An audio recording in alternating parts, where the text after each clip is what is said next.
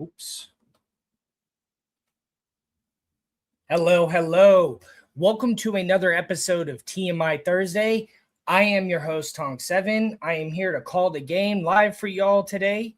Sorry I haven't done another episode. I've been super busy, but I'm really enjoying calling these games. So figured I'd jump on here with y'all today, say what's up. Maybe what I can do is, since we're on commercial, maybe I could talk about some topics while we're on commercial. For one, while we're on commercial, I want to talk about, since we're talking about the Steelers, Aaron Rodgers.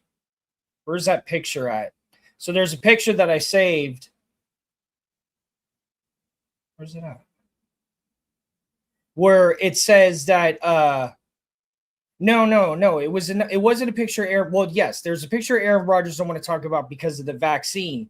But there's also a picture, of Cam Newton. Sorry. What the heck? A photo of Cam Newton. That's who I wanted. Yeah. Cam Newton claims NFL players, coaches, and executives faked COVID vaccinations during all that bullshit. And I want to say, I'm glad. I'm glad because I was pretty much forced to get that vaccine. I got it because of a lot of reasons, but if I wouldn't have got it, life here for me in Seattle would have been really difficult. And, I had adverse reactions to that vaccine, and I was advised to never get another one again. And everything that Dr. Fauci did, and then Aaron Rodgers talking about how they ridiculed him, and then Kyrie Irving, how they ridiculed him and made him feel bad about being in New York and not vaccinated. And I can understand the urge to try to stop the spread of COVID. All right, let's get back to this game. Okay, so Steelers have the ball, hand it off to the running back. Let me get to the Packers offense here. So who's their quarterback? Their QB on the field. Let's see. They got Jordan Love, Tyrod Taylor, and Kyle McCord. Who's playing right now? And then we got an injured player down. And I saw a Guardian helmet earlier, and I was trying to get online. So I'll already give a nice little honky do here for Guardian helmet.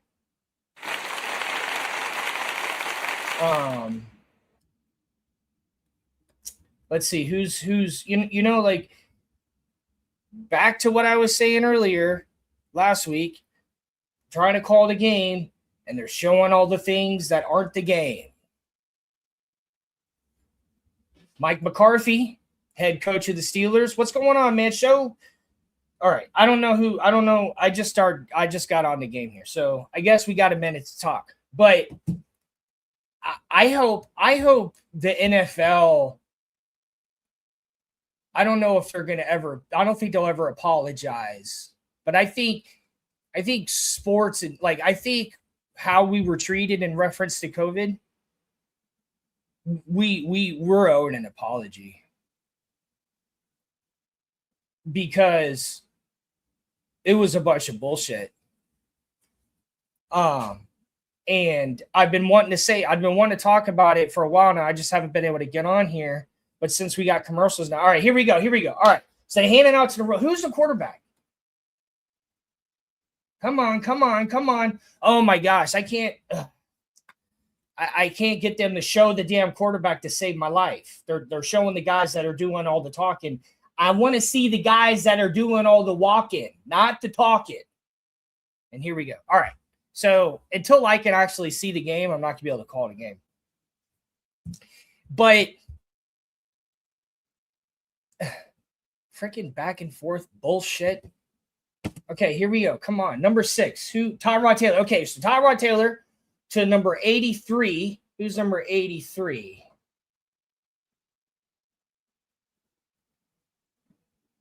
I guess. Oh, wide receiver Savion Williams. Okay, so Tyrod Taylor is under center. And here we go. I'm not going to be able to get much done because they won't show the fucking game. But yeah, I mean it they should have treated all right, Tyrod Taylor to the wide receiver again, number 83. Finally, I can see the game. Okay. Just gets past the 20-yard line. Oh my gosh. I don't know if I'm gonna be able to call the games. They literally won't even show the fucking game. I literally can't even look at what players are on the field because they keep turning away from the fucking field. Okay, finally. I don't even know where the quarterback is now. It looks like he's on. Oh. All right, Tyrod Taylor. Sorry, y'all. He's scrambling. He gets the first down. It was a 3rd and 2nd. He gets the first down. Now there's a flag on the field. Tyrod Taylor looks a little shooken up the way that he fell and got tackled. I don't know where the flag is happening. But Green Bay is up 3-0 right now. 11:41 in the second quarter. So the first quarter is done, and this game is looking slow, like a preseason game. Green Bay 3-0 Pittsburgh. My bad. Green Bay 3-0.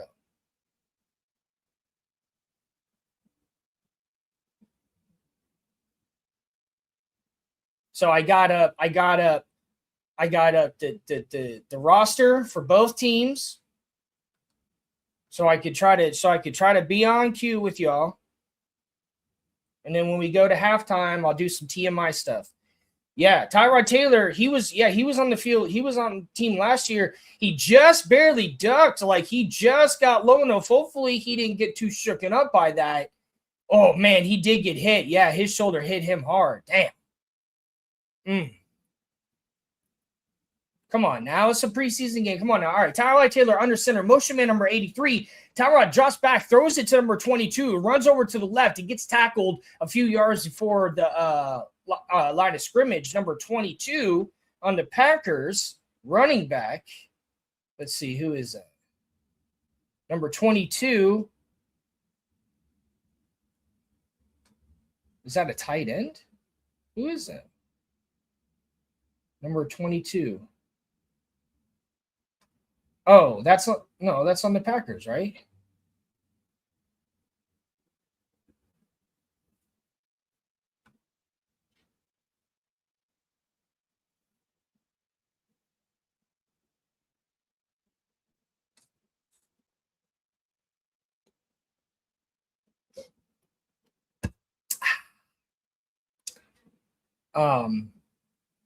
I've been jumping on Pete's takes this week. It's been pretty cool.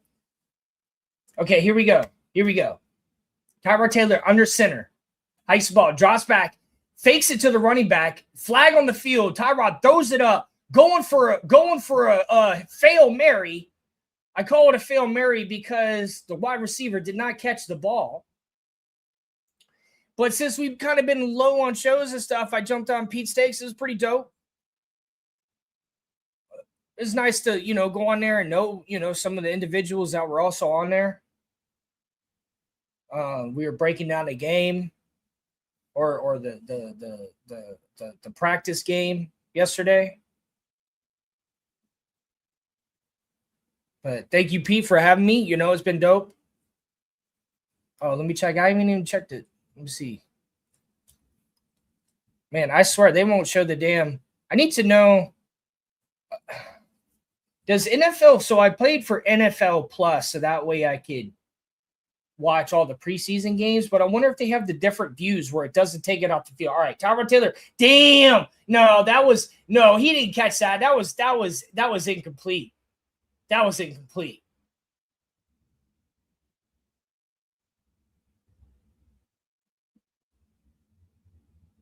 Come on, Mike McCarthy. What are you doing, man? What are you doing, Mike McCarthy? Let's get some offense going on here, man. Who is number 22 on the Packers? Oh, there we go. I see it. Pierre Strong. All right, so Tyrod Taylor throws it over to number 80 on the left. Number 80 runs out of bounds. That'll stop the clock. Let's see, who's number 80? Was that a wide receiver? Isaiah Nair. So, it didn't stop the clock. I thought running off the field stops the clock. Yeah, I'm going to look into let me see.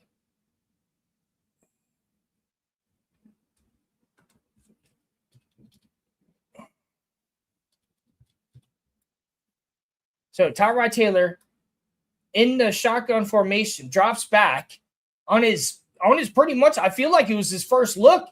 He threw it to number 23, Kim, but did he hold on to it too long? That was his first look. He was looking straight down the field right at number 23, or who was that? So now they're bringing in the kicker, number 19.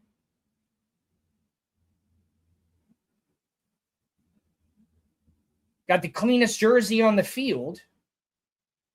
Doesn't show. Oh, is kicker considered defense? Why doesn't it show kicker on the depth chart? And they're going to let it go into the end zone for a touchback. Now that we're going to go to commercial break. Let's see. I'm going to see if if they show different views and stuff, because I'm not liking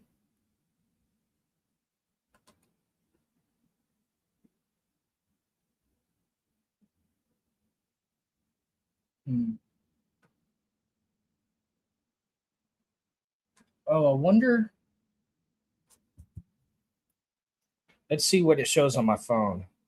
So here's the game.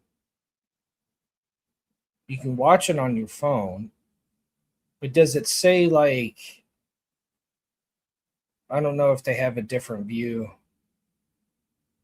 You know, sometimes on ESPN, they'll have like the different views, like on ESPN2, it'll show like the different views and stuff. Well, anyways, but yeah, it's crazy how they were treating players and stuff. And I was, you know, it was controversial to have to deal with that. Like we all had to deal with that together.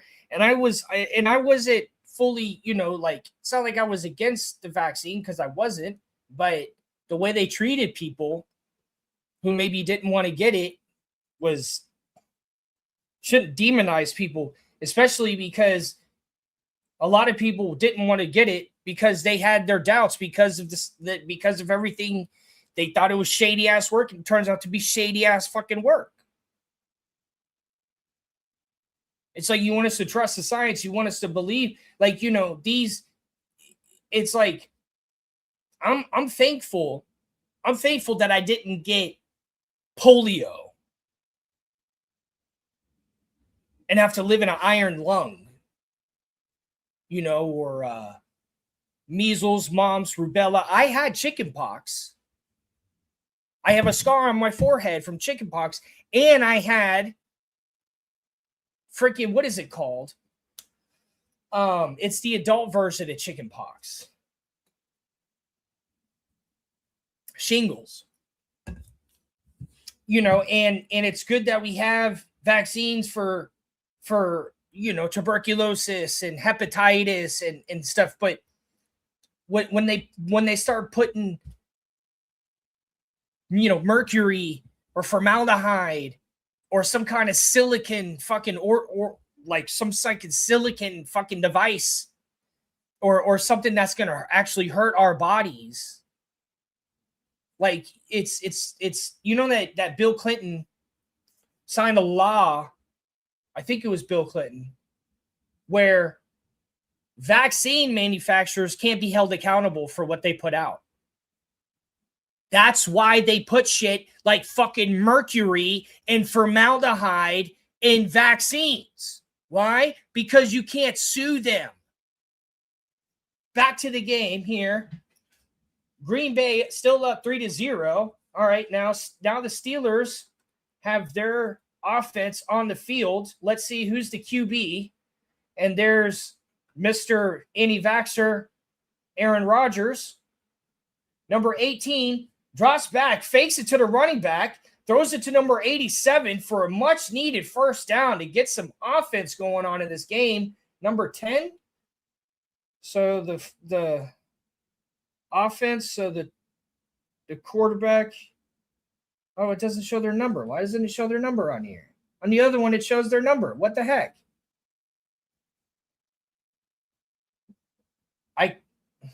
Dang it. Why doesn't it show their number?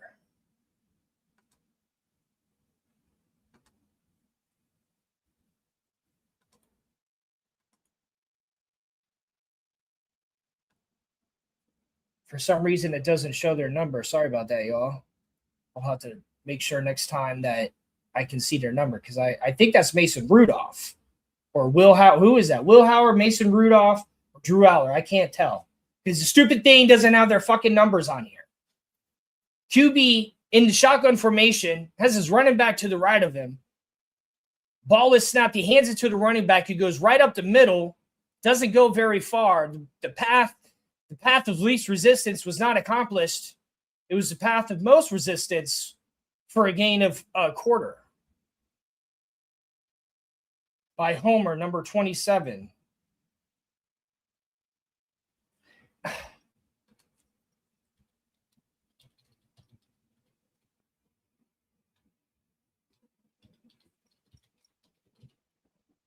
Pittsburgh Steelers roster.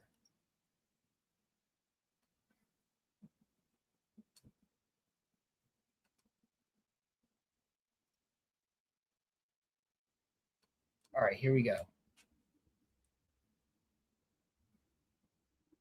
So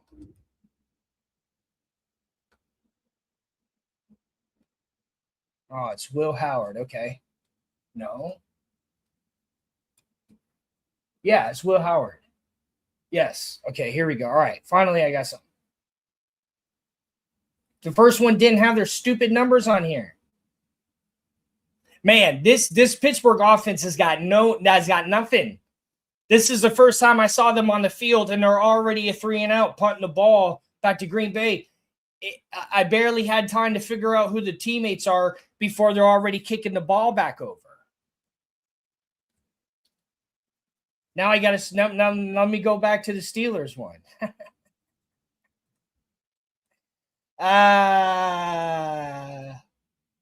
Just a quick in and out. Just in and out, baby. Come on, Will Howard. What are you doing? Where did he play? Did he play in Will Howard? Where did he play? I want to say that he played at Tennessee at one point. Didn't he play at Tennessee? So Clinton allows all these vaccine manufacturers to say, fuck you, we'll do whatever we want and put whatever we want in your vaccine, and you wonder why people don't want to take the shit. Why would you put mercury, one of the most deadliest substances for humans, why would you put that in the vaccine?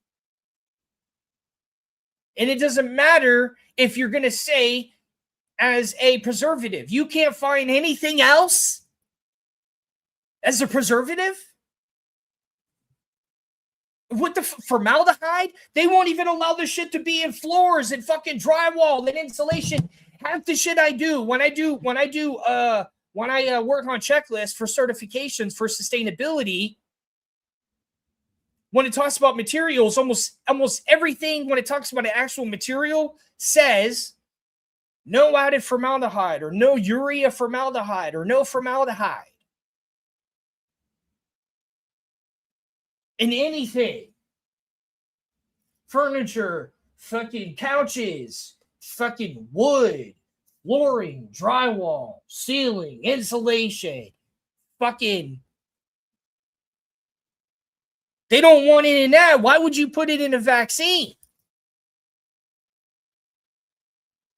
And then you want to sabotage somebody's personality and life decisions because you disagree with it.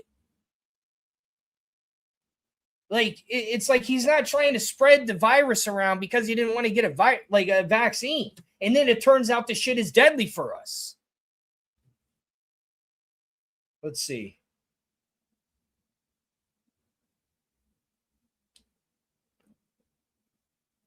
Another one is LeBron James, 45-minute helicopter ride, NYC to Philly. I'm sorry, LeBron. Are you fucking... All right, I'll get back to this. All right. Green Bay Packers drop back, hand it to the running back, number 35, and he immediately gets stopped by the steel curtain. You know, they say that the steel curtain doesn't exist anymore because it's not blah, blah, blah, blah, blah. It does still exist. All right, I'll drop the link. It does still exist. It does still exist.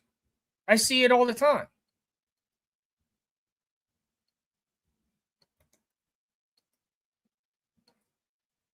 Because just the way they play defense, it's still there.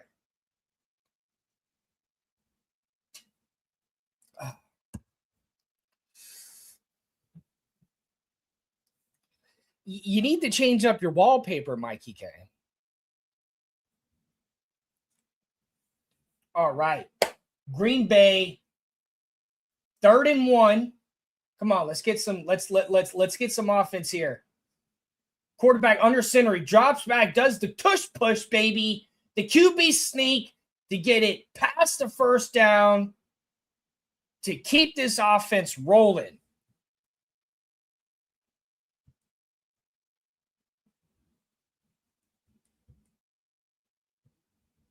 To keep this offense rolling. Joe Riss in the building. What's up, Donk?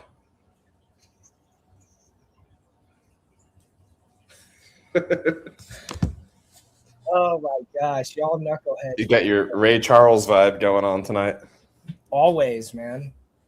All right, so under center, He fakes it to the running back and then hands it to number 23, who runs up to the left and gets almost to another first down, about 8 yards shy of first down.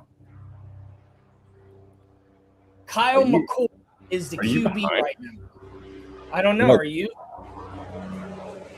Oh, hold on. I got a helicopter flying right over me. I am physically, time-wise, farther behind. So I guess, yeah. They're flying these helicopters low as fuck. Yeah, dude, that was low. You heard that? Yeah. Oh, yeah. I wasn't even, I'm in my kitchen. Number 18, shotgun formation, drops back, throws it. Oh, man, that was crazy right there. We got a Guardian helmet. Hopefully he's okay. He just got laid out. By the aluminum curtain.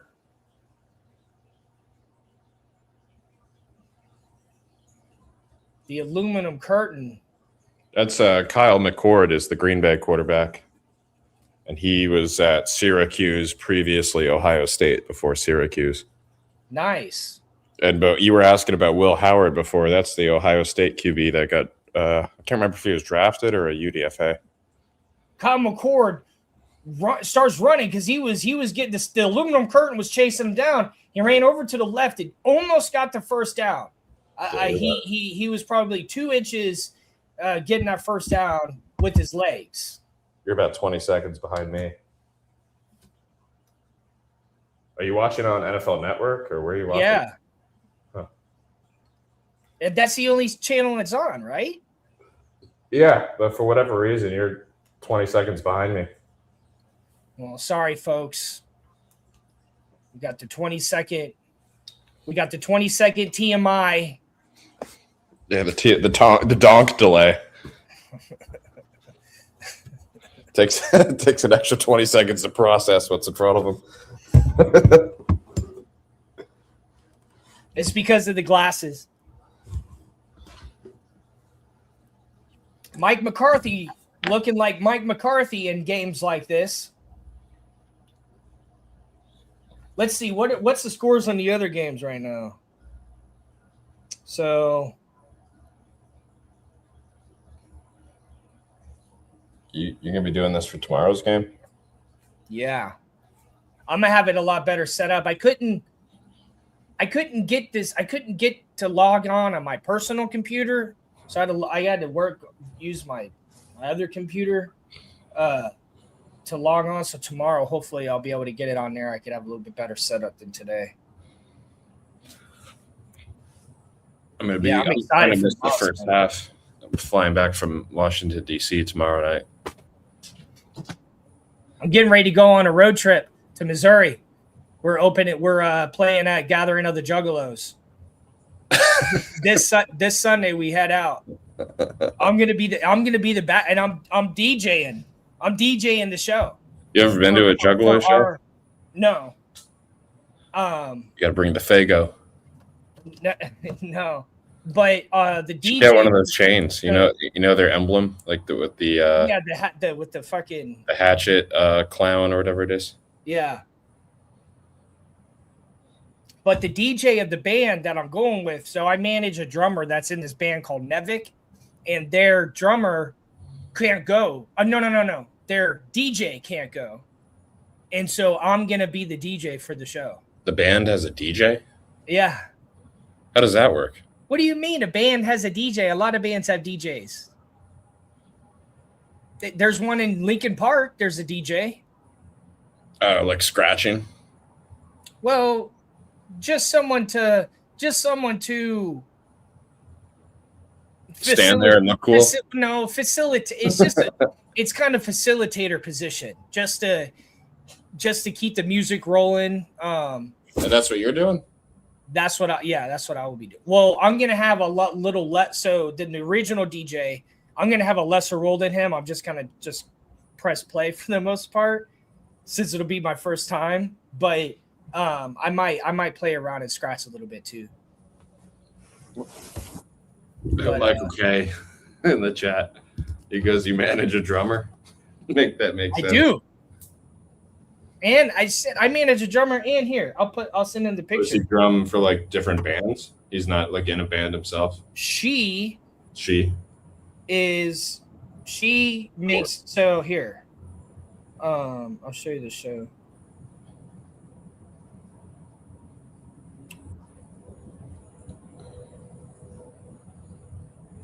I'm actually shocked you're not talking about the WNBA today. Out of all Well, week. so did they so they said that they're gonna have a did they meet on if they how what they consider a woman? Got the hour by hour update on this. I'm just I don't know, dude. I've almost given up on the WNBA. They gotta lower those rims. Let them dunk. Let them dunk. It's just a little, I don't know, dude. It's just a little.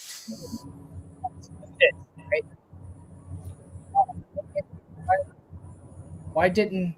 Oh, that's a background I chose. Oops.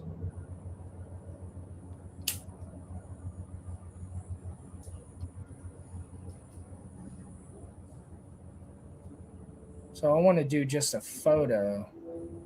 Here we go. Sorry. All right, here.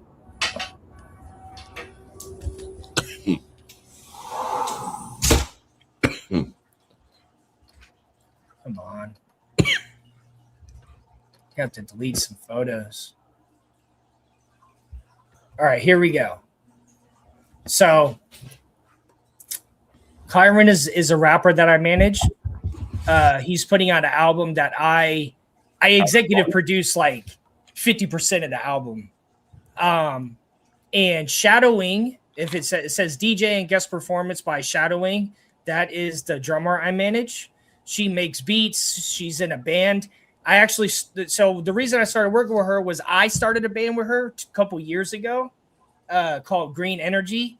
But I kind of flunked out on that. Of course, that's the name of your band.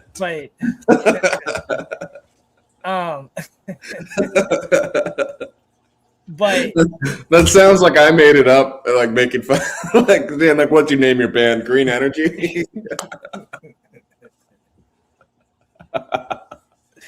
Yeah, but that was actually her.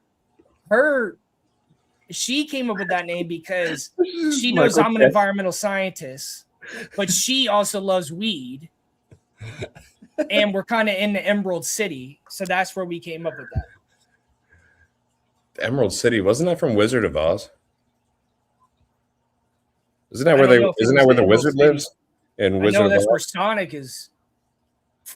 I'm not sure. I hated the Wizard of Oz, so I'm not the one that asked about that movie. I haven't seen any of the sequels or any of the prequels. I fucking hated that movie, dude. Bro, that movie was Wizard of Oz. Absolutely terrifying. For what somebody died, a real person hung themselves in the original version, and they kept it in the movie. You got scared of those monkeys? So, and just the discreet, just the way, oh man, that fucking movie, dude. Whenever that movie came on when I was a little kid, I was out of that house. I was like, no, I'm gonna go upstairs, or I'm gonna go downstairs, or I'm gonna go outside, because I'm not fucking with that movie. Yeah, the flying monkeys, the tornado. It's that movie. That movie is just too fucking a lot of terrifying things. But so, Jay Fitty is an artist that I also have done executive producing for. He's a guest performance in this chick. Her name is Jay Wavy. I've just met her. She's a local R&B singer, or she's kind of a rapper chick too. But this is the first show I've ever put on by myself, as far as the person coordinating everything. But he's got some major features on there. I got Kyron features with Crooked Eye, Shoe Gang. This artist, his name is Crypt. Heard of Crooked Eye. Crooked Eye is still making music? Yeah, he's on this album. I got him on this album, dude. Huh. Crooked Eye's he's the fucking OG. Hell yeah. He used to be on all like the mixtapes and stuff I used to Yes, he did. Yes. Yes, I met him a long time ago. He's one of the coolest fucking dudes I've ever met. That had to be like 15 years ago. I haven't heard that. Yeah, when he was putting out all tapes, yeah, it was 15 years ago. Who was he doing stuff with that was popular? Slaughterhouse. That's right. He was signed. He was signed, dude. He was in Slaughterhouse. That was when I met him in person. He was on tour with Ritz, and I bought his album, and he was still on. He was signed to Shady Records when I met him, and he was telling me just how happy he was to be signed by Eminem, and I'm just standing there like, oh my god, that is so dope. And he signed Shady on the album, dude. I was like, this is so fucking crazy right now. And he was one of the coolest dudes I ever met. Like, he was super chill. I was talking to him for like probably 20, 30 minutes. Him and all the shoe gang were there. Oh, he goes by King Crooked now? Yeah, King. Yeah, I don't like calling him that. Yeah, Crooked Eye sounds way cooler. Yeah, it does. When he changed his name, I was like, come on, dude, you don't need to change the name. Crooked Eye is fucking sick. Because Intriago is I don't know if that's his real name, but that's what I stands for. And Intriago, and that's what I was calling him when I met him. I was like, yo, Intriago. Was it Onslaught? Was it Onslaught was the song by them? Maybe. Oh, it's my label. One by Slaughterhouse. It's my label. Tonk 7 Inc. Look. What? I'm not looking at that. No, I'm talking Mikey K. Oh. See how it says Tonk 7 Inc. right there? Did you see what he put in the chat before? He said, what instrument do you play? Skin flute? Wouldn't you like to know, Mikey K? You would love to know if I played the skin flute. Oh, look at that. Oh, good. Oh, you're going to see that play in a second. Who was that? Skoronek? But, Hey, Donk, watch this play. Watch this throw. All right, here we go. So, finally, the Steelers have the ball again. Is that Will Howard throwing it? It's Will Howard. All right, under center. They're right up at the first down. Drops back, fakes it to the running back, throws it. Nice. To number 15. Yeah, Skoronek. And I don't know who gets Skoronek. Yeah, Skoronek. Oh, from Notre Dame. Oh, Drew Allen. He's been in the league a few years. Drops back again, number 18, Will Howard throws it up to the tight end. It looks to be number 83. Tanya. Finally getting some offense here. We haven't had a lot of offense this game. I think it's Robert Tanyan or something. A lot of 3 and outs. A few first downs, but a lot of 3 and outs. Wasn't that Heath Miller's number, 83? It's not a registered label. I could have sworn that was Heath Miller's number. I'm surprised another tight end's wearing that. Well, let me see. I am registered as an agent in Washington State. In the state of Washington, I am registered as an agent to Shadowing Inc. If you look up Shadowing Inc., it might say my name for registered agent. Yeah, that's wild. How is this guy wearing Heath Miller's number? I feel like the Steelers should have retired that. Oh, number 83? Yeah. You got this Tanyan wearing 83. That was Heath Miller. I don't remember who that was. Robert Tanyan. Heath Miller. I mean, I think I remember him. Heath Miller, the tight end? He played forever. He's the fourth all-time. Fourth all-time receiving leader. I didn't watch that much Pittsburgh football. Yeah, he had 6,569 receiving yards over 10 seasons.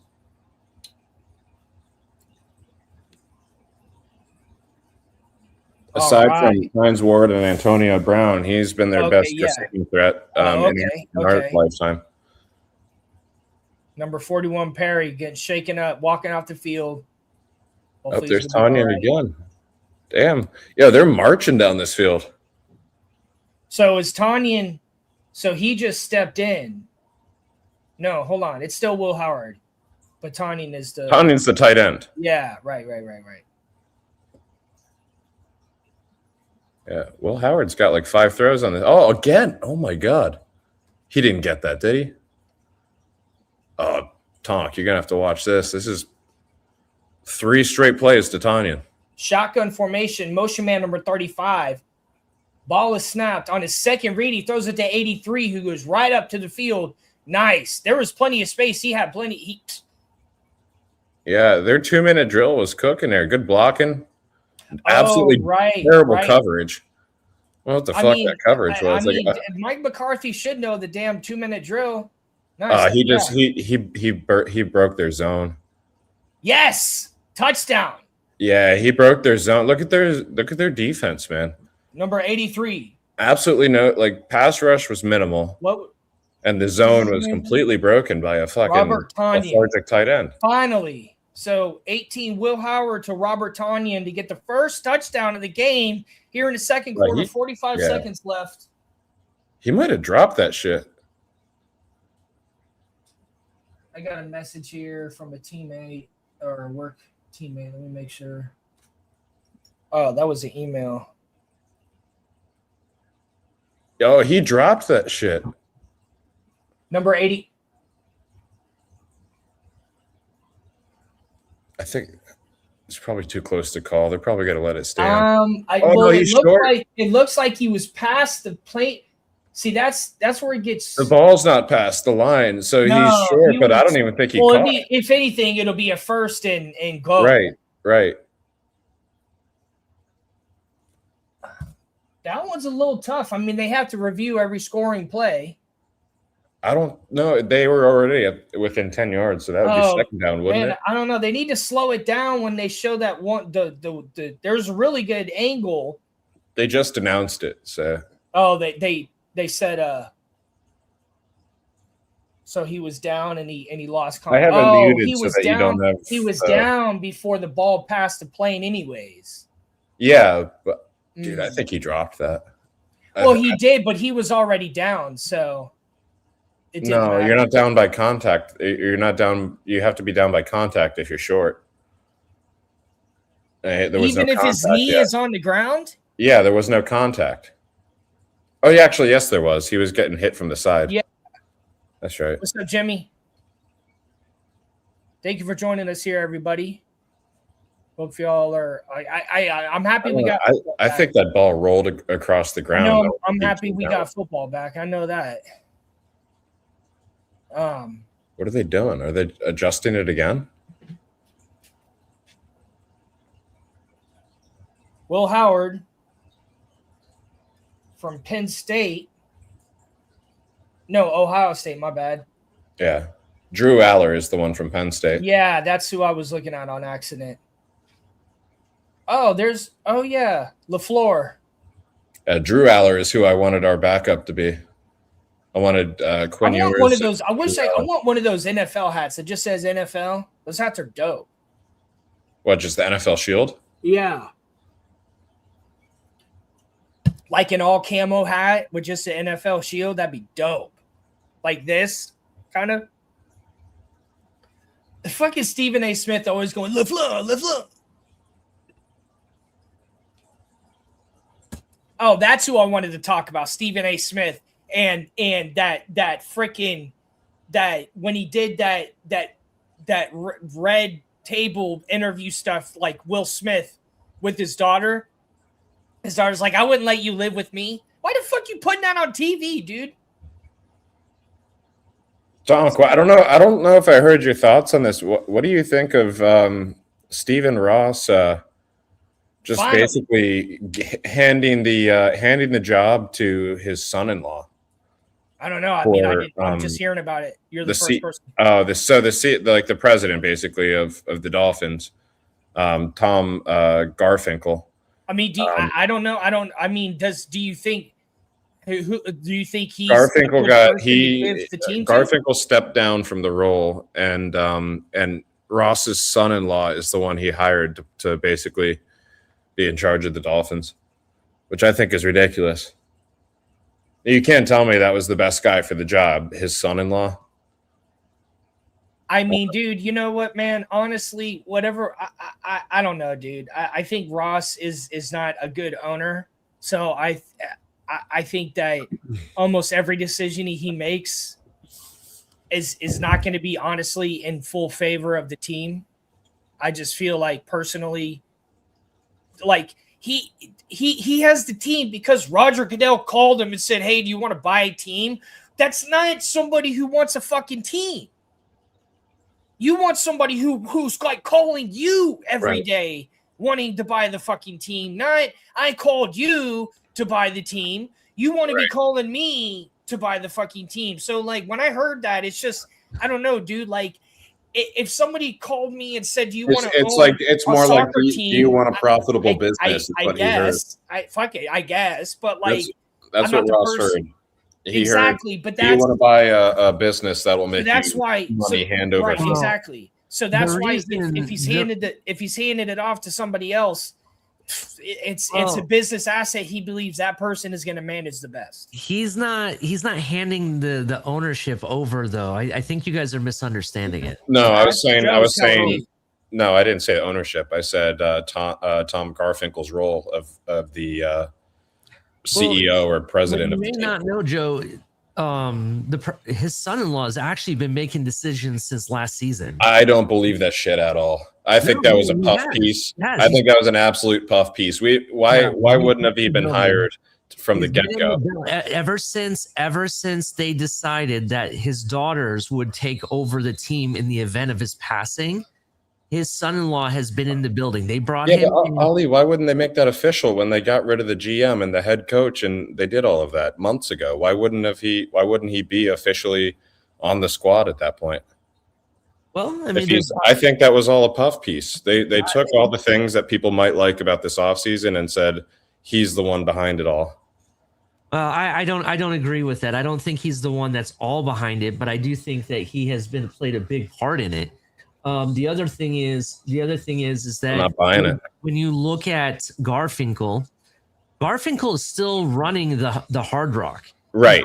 Right. The managing chairman of the Grand Prix. Well, unfortunately, our team is looped into like an entertainment business instead of just the team. So he didn't really go anywhere. He's just right. He gave up his duties to Ross's son-in-law. And the reality, the guy's probably like, "Papa Steve, I need a job." Well, no, he's been doing plenty, but I don't like that he doesn't have football experience. What I'm trying to tell you, though, essentially what I'm trying to tell you, Joe, is the fact that the reason he did that is so his daughters can remain in control technically through him. That's basically what the reason behind it. So they're still making. I mean, that's still nepotism to me. It's not that I like it, though. It's not that I like it at all. I don't, to be honest. But it is what it is. And to be fair, though, he did make all the right moves this offseason. Not necessarily him, but whoever is making the decisions, they made all the right moves, I think, this offseason. There are some that I still question a little bit, but I like where we're headed. Like if you have a vision for the future, more so than I did last season. That's what I'll tell you. Yeah, no, I at first I was saying it on another stream today. At first I was against the whole hire the GM from the guy from GreenBay as our GM, and then he just goes and gets the only guy he knows as our coach with Halfley. I was mad at that at first, but after listening to Halfley and talk about how he's going to be coaching these guys and how he's going to play them and what he's figuring out, maybe it's just a breath of fresh air for McDaniel, but I'm feeling that he was the right choice. So that worked out, but I don't think that we've all worked at a company before where the owner's son or nephew or something comes in and gets some bullshit title and does absolutely nothing. We've all seen it, so it happens, right? So that's why I just think man, it was straight, not even in the organization and straight to leading the team is crazy. To be not honest, even in an NFL organization CEO, at all. The role he's taking as CEO, really, they should just be making business decisions, not football decisions per se. But I'm still more comfortable with a guy who's been in with NFL franchises before, and just the same as I want an owner who actually likes and enjoys football. Yeah, well, we'll see what happens. That's my take on it. Hopefully I'm wrong, but I think either way, and you're right, whoever is making the decisions is making the right ones. Some of them easier than others. And even though, like, for example, I questioned the third round picks. Bro. All right, so your boy's lighting it up. All right, y'all. Sorry, but I got some stuff I want to talk about since we're. Go ahead. Yeah, definitely. Go ahead. All right, so first off, Will Howard. LeBron James, Mr. Helicopter Ride, has to take. Hold on, where's it at? I wouldn't be getting in a helicopter if I was LeBron. 45-minute helicopter ride NYC to Philly for LeBron. Like, why? Like, why live that far away? What do you mean? Like that's how he's going to commute? Yeah. Oh, wait. You're saying that where does he live? Say that again? He's going to live in New York City, and he's going to fly a helicopter. Bro's got all the money in the world. Like, why would? Yeah. Just LeBron lives in New York City, and he's going to because he just got signed to Philly. Yeah. So his commute is going to be a fucking helicopter. So he's going to take a helicopter ride to Philly every day. That sounds awful. And home. That does sound awful, actually. That's fucking. What are you, Taylor Swift? Wait. Are you Deion Sanders? LeBron, I hate to say this. No, it has nothing to do. I would not be getting in a helicopter if I was a star player. It has nothing to do with what happened to Kobe Bryant. That's all I'm saying. Yeah, but it has something to do with Kobe Bryant because they were. I don't trust helicopters to begin with. No, it's different. This is like a commercial. This would be like a commercial flight, not let's go do something with my daughters and have a nice day in the Valley of California. I thought they were transferring. This is like going straight down the they were going back and forth to the back. But that's not the point. That's not what I'm.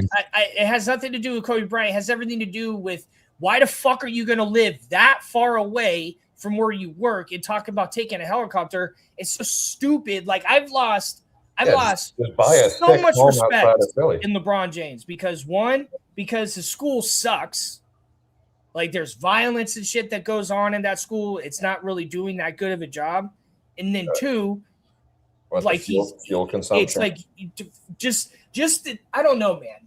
It's like you can do whatever you want to do because you're rich and famous, but like I thought it was mostly like I thought they weren't that heavy to on do fuel. Something that outrageous and act like it's okay is fucking crazy. Like if he was gonna maybe I would consider it if maybe he was gonna take a bullet train or a whole bunch of other people. What's your gripe with it? Is it the fuel consumption? Yeah. Or just the gaudiness of it? It's both. It's the gaudiness of it. It's that I'm not going to live close. I'm going to live far away and just use. New York City is not that far away from Philly, though. Yeah, it's like a 45-minute drive. It is if you have to drive. Yeah, I get you. But if I played for Philly, I would live in Philly. I would live 5 minutes from the fucking. Dude, honestly, I would retract his contract if I knew he was going to do that. I'd be like, that's crazy. We're not going to sign you if you're not going to come live here. If you're going to do that, every team wants LeBron in their. It's just stupid. It's look at me. Look at what I can do. Look at what is being done for me. Yeah, I feel you. Like, look how rich and powerful. It's like who else was it? It was Taylor Swift. But that's just sports in general now, Tonk. Because now I'm just going to give you an example, right? The number one running back recruit that just signed with Tennessee, right? Tennessee gave him a private use jet for him to use wherever he wants. So he gets to fly wherever he wants, and he hasn't stepped 1 foot on the field in college yet. So everybody's doing it, unfortunately. It's stupid. It is kind of stupid. It's I agree stupid. with you. It's fucking stupid. I don't understand why he's living in New York City when I know, like, why the fuck? Why do that? Like, dude, I don't know. It's like it's about this. It's basically it's about the same. So you could take an airplane from Seattle to Portland in 45 minutes. Yeah, but the fuel consumption is way different on a helicopter. Yeah, but it's still private jet. I think I could be wrong. I don't think they go 400 miles an hour, but well, no, like it's you're using more. I don't know how fast they go, but it's the same scenario though. Okay, it's still 45 minutes. Okay, you're wrong. So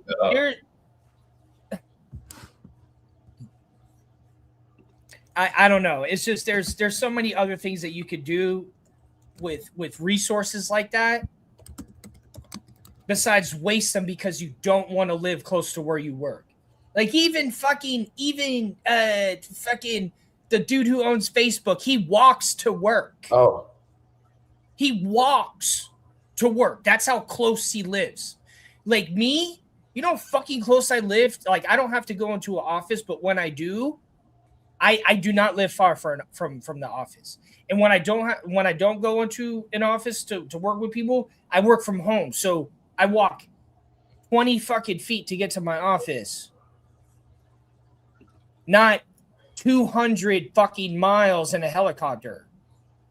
I've got the answer to the question I was asking. Stupid.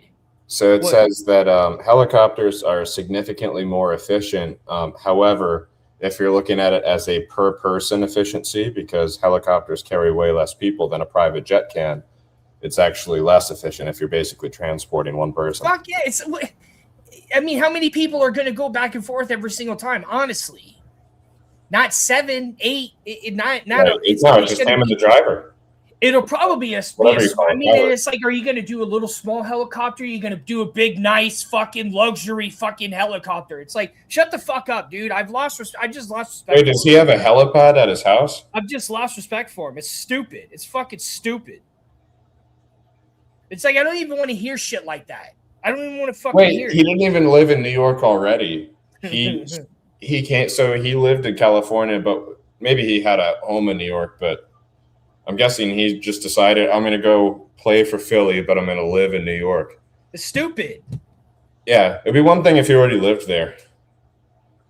But that's that's fucking crazy, especially because he's probably only going to play there like 2 years.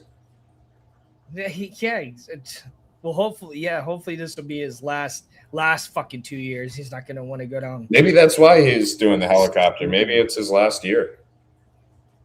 I don't know what his contract is. Doesn't matter. Stupid. Just fucking live closer. Ali, your boy from Ohio State's lighting it up for the Steelers.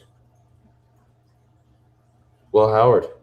Yeah, so look at this. I'm reading here. Stephen A. apologizes to Kyrie after Fauci got exposed. It's like people just stood on TV and just ridiculed people for not wanting to get the vaccine. Just ridiculed. And then Stephen A. Smith, okay, he goes on TV with his daughter and does this interview thing.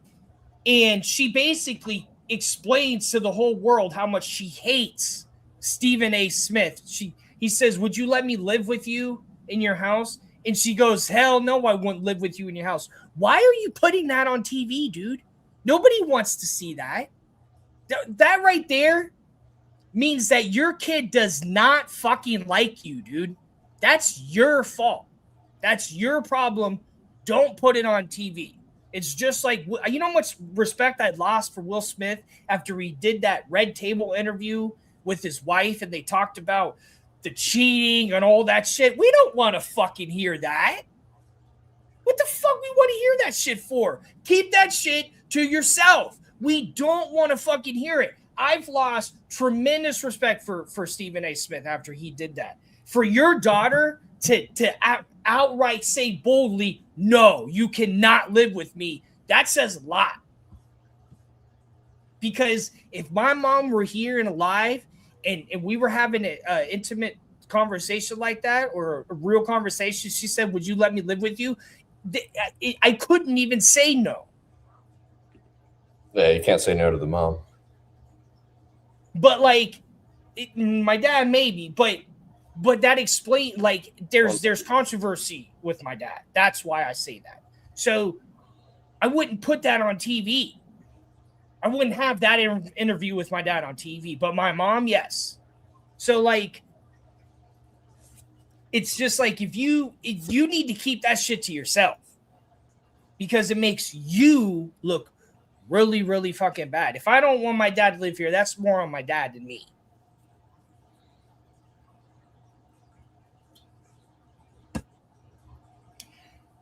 Because you like your kid should always be willing to take care of the parent.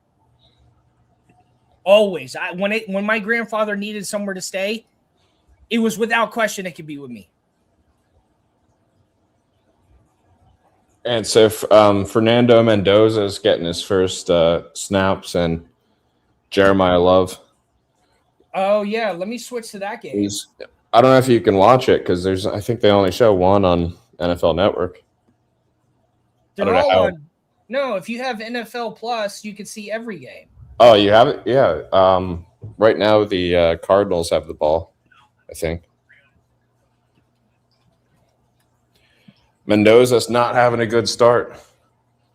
1 for 3 for 9 yards. Yeah, I wanted to watch that. Let's see. It's okay. I'm still sticking with my GOAT status for him. I think Indiana's going to be good again this year. So the Colts or Indiana, the college? The Raiders are playing. Hoosiers. Raiders are playing. Yeah. Yeah, the Hoosiers are going to be good this year. So the Raiders are playing Las Vegas at 7-7. Yeah, they had Cousins out there for the first drive, and then they put Fernando out for the second one. Carson Beck is not playing. He has a bruised rib. He doesn't need to play. Carson Beck does not need to play in the first preseason game. I would say he does. Yeah, he's third on the roster right now, I think. Yeah, he's not even the starter, but he does definitely need to. It's really important for quarterbacks to get snaps, even in the preseason. Like, for example, our starter for the Dolphins, I want him to play every game, to be honest.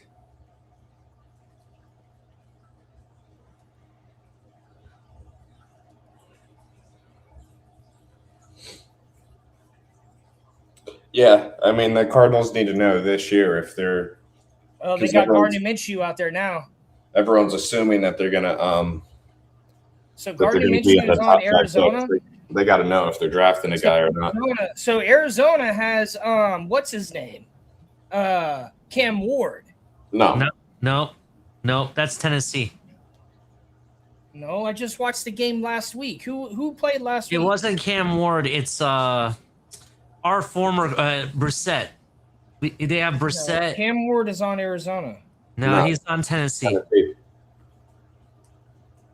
Who played last week? It was the Panthers and the Cardinals. But it wasn't. Panthers had Haynes King and. It was Cam Ward. No. I promise you, you're fucking that up, Donk. Carson Beck did play in that game, I think. Hold on. Panthers and Cardinals.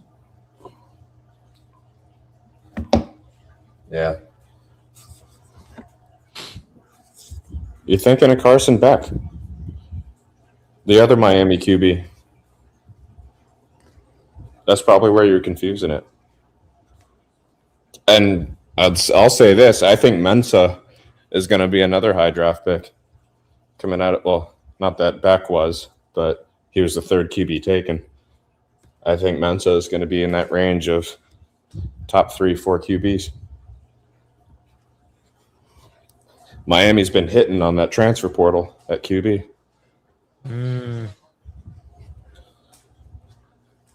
Which is the future of half the college football teams now, if not more than half. 1-year rentals at the QB position.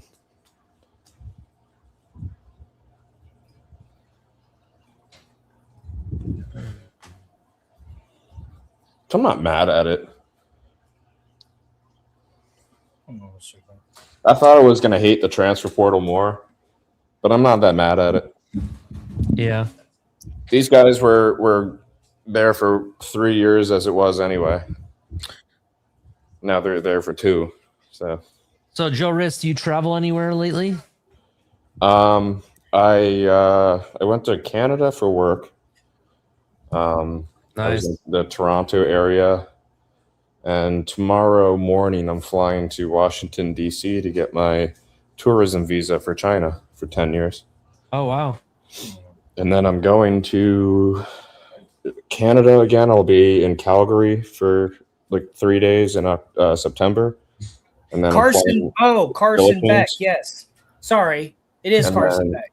From the Philippines, I'm going to work there for a bit. And then I'm going to China. I'm going to visit 3 different cities in China for like 10 days. Well, you completely blew mine out of the water. I'm not going anywhere fancy, but I am traveling for an event. I'm going to Iowa for the first time. I've never been to Iowa. Yeah, I never have either. And me and Mystic are gonna go to a Iowa game? Ohio State game. Yeah, that's got to be a cool environment. I mean, they're not what they used to be. You know, 20 years ago or so, 15, 20 years ago, Iowa used to be way more relevant. Yeah, but that environment for football still has to be a good time. Oh yeah, it's a hard place to play for sure. It's kind of like Nebraska. Could you imagine a Nebraska game in the 80s and 90s? Yeah, that stadium gets loud. One other thing, if you're going to be in DC, oh my gosh, Michael K, you're too fucking. There's a restaurant you should check out called Bazaar. Check it out while you're in DC. Mikey K's got it. He's got a special folder on his phone just for Talk 7. I'm literally flying up there and flying back because it was cheaper than doing a rushed. You're not going to stay there for like a day or something? No, literally just bringing my. Washington DC is the closest passport office, visa office for China for the Southeast. So you're moving to China? Yeah. Huh? You're moving to China? Yeah, he's fucking. No, I'm not moving there. I'm going there. If last time I went visa free because I was staying in the same place for less than 10 days, but this time I'm going to 3 different cities. And I'll be there like 11 days or 10 days. He's going native. Oh, so I was confused. You said something about a 10-year visa. Yeah. The 10-year visa allows me to go for the next 10 years. I could visit as much as I want, up to I think 60 days, and wherever I want in mainland China. All right, as long as you explain things better than Don does. Will you go to any places where Confucius has like temples and stuff, or did? I have no idea. Probably. I'll be in Chongqing, Chengdu, and Shanghai. So, but the first 2 are in the Sichuan area. So it's like spicy food, pandas, that kind of stuff. And then Shanghai is more like Western, more modern. You know, Will Howard's not doing too bad. He had a great drive just now. Before the end of the half, Arizona's up. They ran it in for a 1-yard touchdown. Arizona, man, they're fucking playing. They're playing well right now. They're at 14-7. Did they win? No, they barely lost last game. And they're up. Will Howard had 3 straight completions to Tanyan. He's been finding those tight ends. Yeah. I like that. I mean, they still have Darnell Washington. I got NFL Plus. It was $80 for a year, and you can watch every preseason game, and that's with NFL Red Zone. Yeah, I'm watching 2 games right now, and I can watch a game on my phone. And then during the regular season, you get games too. I could just use my hotspot in China and watch the game. Yeah, it's not bad. And during the regular season, you also get games. You get like 4 or 5 games a day. So it goes really well with like the Super Box and stuff. You still slinging those, Mikey K? Oh yeah. Yeah. Okay, so Tonk, you got a twin down there with Michael K, huh? I'm sorry, say that again, Mr. Paul. Your twin. I see that's your twin, huh? He wishes he was my twin. I guess that's how he masquerades around. No, I think that's the picture I used for the simple Tonk photo. That's what he uses. That's what his voting registration photo is. For some reason, though, I don't have Simple Donk on my other phone. I'm hopefully I think that's a good thing. I don't want to. Yeah. So what's up, Ali, Joe? Man, we got football back, Mr. Polk. Polk. That's what's up, man. We got football back. You know, I'm happy to be here. It's cool jumping on Pete's show. I should try to go to the game tomorrow. But I should just call. It's nice to have football back. Are you watching any of the games right now, Mr. Polk? I'm watching Green Bay and Pittsburgh right now. Oh yeah, I got that game on. I got the Lions Bengals on. I'm liking this Arizona Raiders game right now. The Bengals played Burrow. Arizona, they might make third in the division if they keep playing like this. I think they're going to beat out San Fran for third. Michael K, when does the Bills play? Saturday. Is that Saturday? Yeah, Saturday, 7:00 in that shithole stadium. Oh, that's so funny. Tell me more about that. Oh, no, I don't think it. No, I don't think it is Saturday. I think that's in Cleveland. Wait, tell me more about this shithole stadium. Is it really that bad? Yeah, him and Shake were talking about it. Well, I didn't want a new stadium anyways. I think it's a waste of money. $850 million. I thought you guys got rid of a very iconic stadium. So you say that I mean a lot of people say that football should be played outside, but I don't know. If you don't want to have a dome, at least a retractable dome is what they should have done. Who's going to pay for it, Donk? You think LeBron James is going to give up his helicopter money to help pay for it? It's no, you're not going to get it out of Mondami either. I know that. Oh man. Hey, I think building the new stadium it's okay, but I think you guys, the biggest issue is that whoever designed it really fucked up. That's just how I look at it. If the views you know what? You're right. You're right, but they're really impacted. That has to be fake. I saw some of those photos. That has to be fake. There's no way they built seats like that. No, it's real. Like the looking box. It's like a big ass black box. Like you got to look around. That's like the one thing you have to avoid when building a stadium. It can't be that hard. Make sure the roof doesn't fall and make sure everyone has a good seat. I know it can't be that hard. Well, hold on. And that's where the misconception is. There are seats that are obstructed views, but they weren't sold for any football games.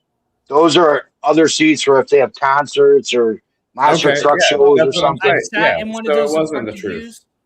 But now, alleged. Now this is all alleged, because allegedly there was 170 PSL complaints. Yeah. There was the original one. There was an original complaint. The Bills said we're not doing nothing. Essentially it was buyer beware. So after they heard that, other people started complaining. So now they're handling each case on a seat by seat basis, and they're probably going to end up refunding the money. But that's it. I mean, it's besides that. The Jumbotron's 48 foot tall by 200 feet wide, and people are complaining about that. They're just complaining about stupid shit. And I didn't want the stadium to begin with. There was nothing wrong with the old one. They could have put $500 million in renovations. Yeah. And it would have been the exact same stadium. You know what I mean? But just PSL. But now I sent it to Shake. I didn't send it to the other group. Everything involved with that stadium is a 6% surcharge tacked on to the 8.75 sales tax. Are you serious? So you guys are paying for it? Y'all got to pay for that? Oh, my Parking, God. Everything. Tickets, concessions. Can you say that again, please? New York State has an 8.75% sales tax. Yeah. So when you buy, we'll do easy math. We'll say it's 9%. If you buy a $10 item, you're paying 90 cents in tax. Right? So your $10 item is now $10.90.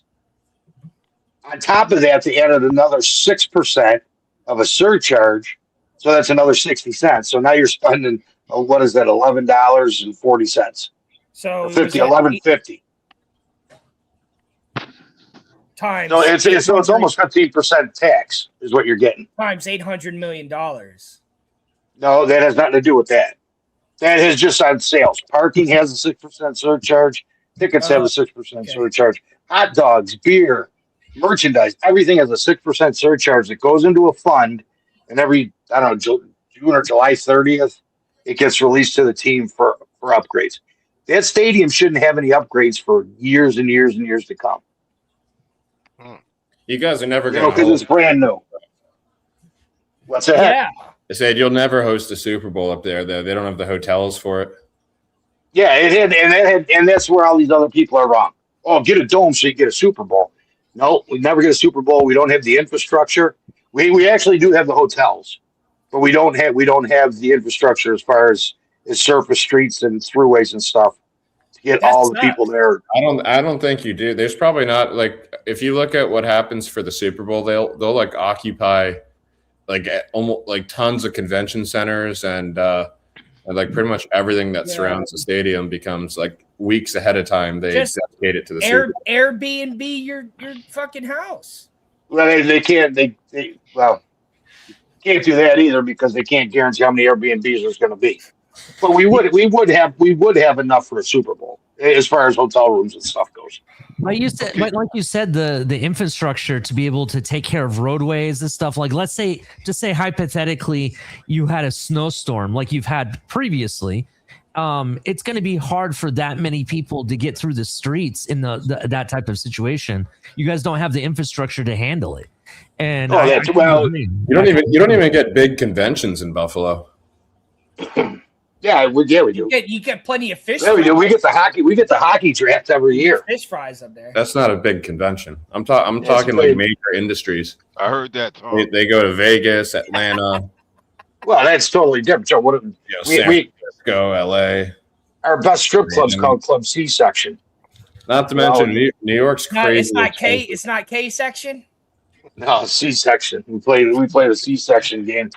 Yo, NFL we bet on the new talents. They got C section scared. I got Green Bay, Pittsburgh. I got Indianapolis, New England, and Arizona, Las Vegas. This is dope.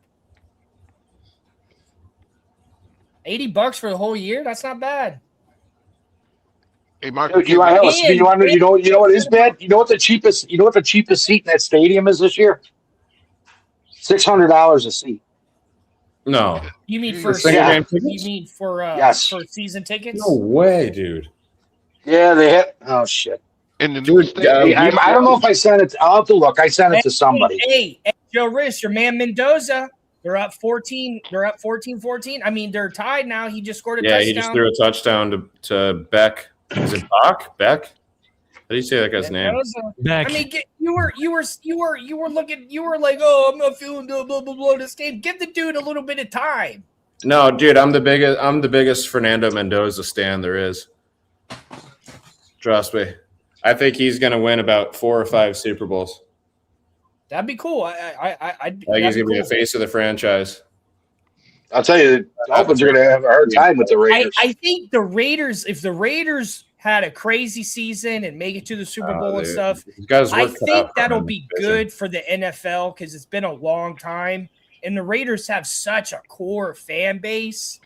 I know, like, Raiders fans. Dizzy Wright is a Raiders fan. They're still looking for their identity in Vegas, especially with David Carr gone or Derek Carr gone. Well, okay, exactly my point. I think that them had I think it'd be good for the NFL.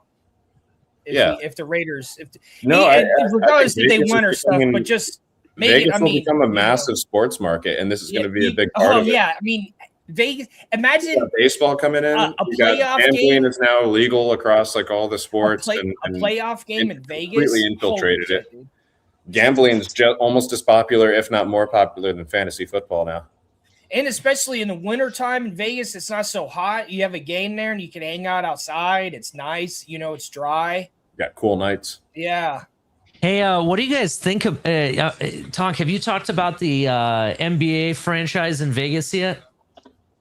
No, they haven't announced it yet. Yeah, well, they have. They're starting the bidding for the Vegas NBA franchise. So they're not going to move a team. They're going to expand. No, they're bidding on a franchise right now, right?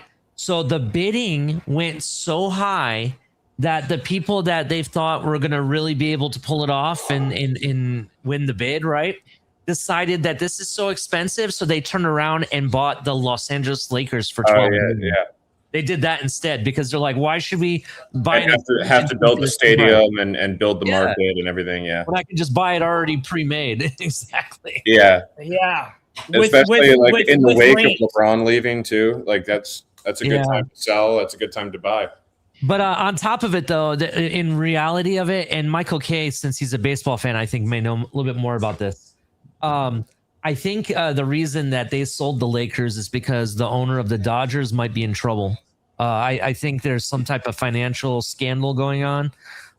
He misused money from his insurance companies, and I think he was forced to sell, to be honest. What does that have to do? Yeah, because it was all them contract. It was all them stupid contracts he was giving his players. What does that have to do? To get the money from somewhere. What does that have to what? What does that have to do with the Lakers, though? So some of the money I think that he used, that he spread himself out and mishandled.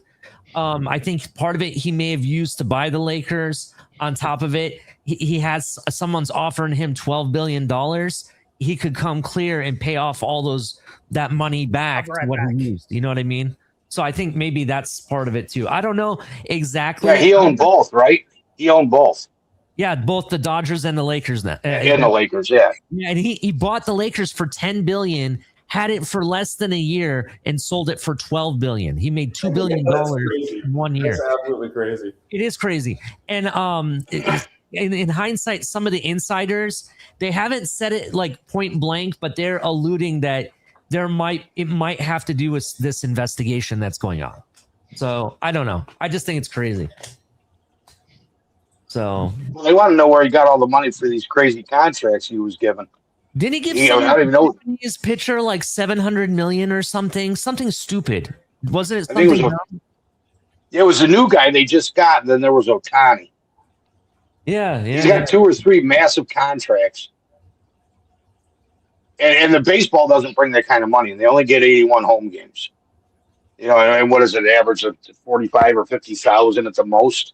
You know, I'm closer to playoff time. You know, usually you're averaging maybe 30,000. And baseball tickets are cheap; they're like $35. Yeah, this is baseball's fucking boring. It's definitely baseball. I love watching baseball. It's boring to watch at home, but if you're at somewhere where the atmosphere is good, like either at the game or somewhere where it's fun to watch with your friends, then it's not too bad actually. Yeah, I could sit home and watch a game on TV. Through about 4 or 5 innings at a stadium when I can only get through with 1 at home.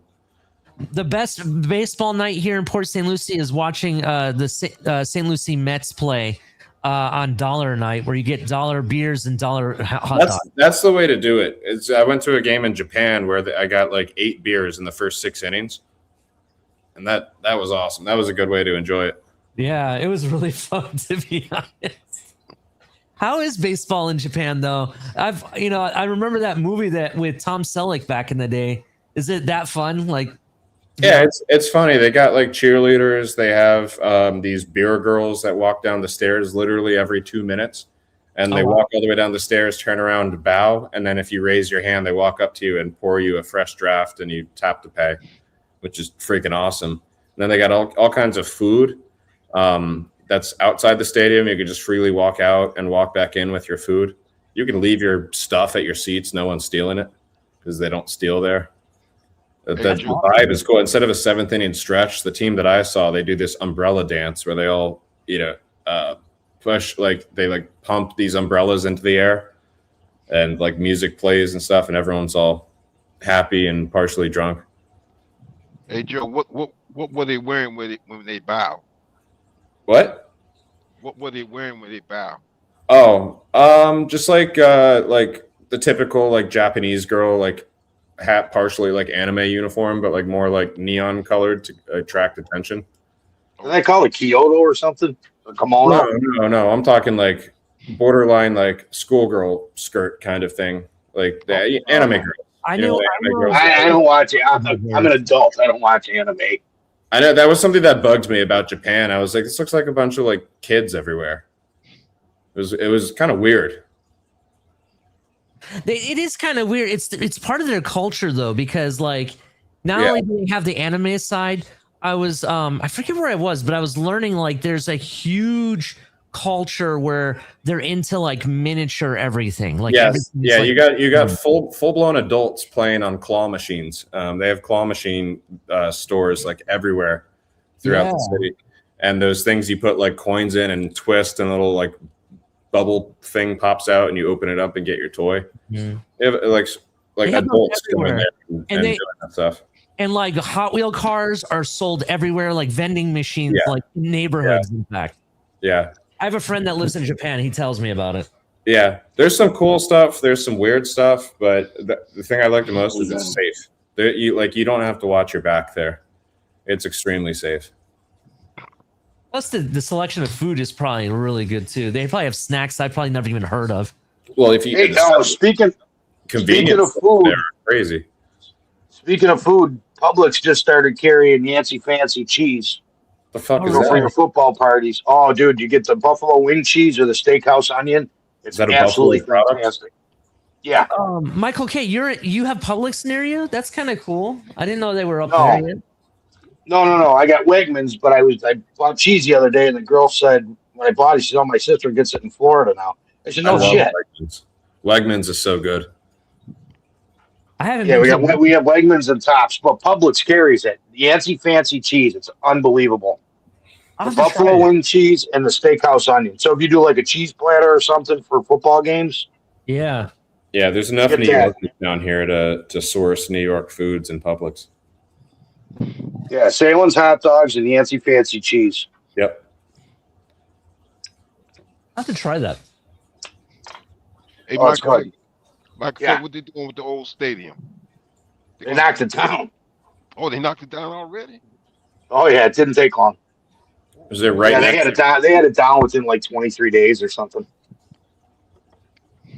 Oh yeah, with the demolition. Hopefully they like auctioned off some of the seats and things like that.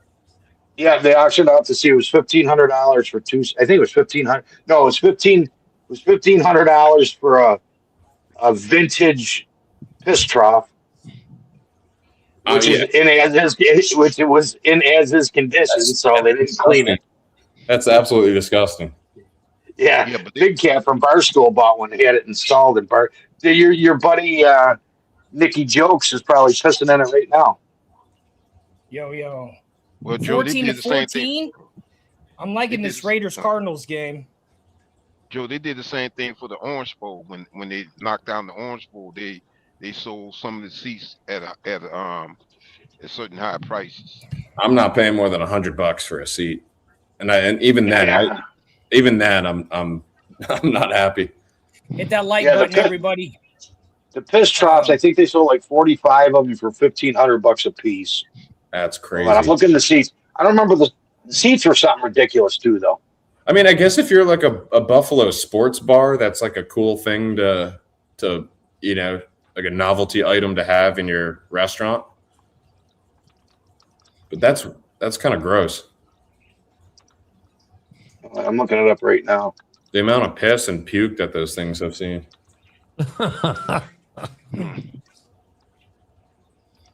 Probably blood too.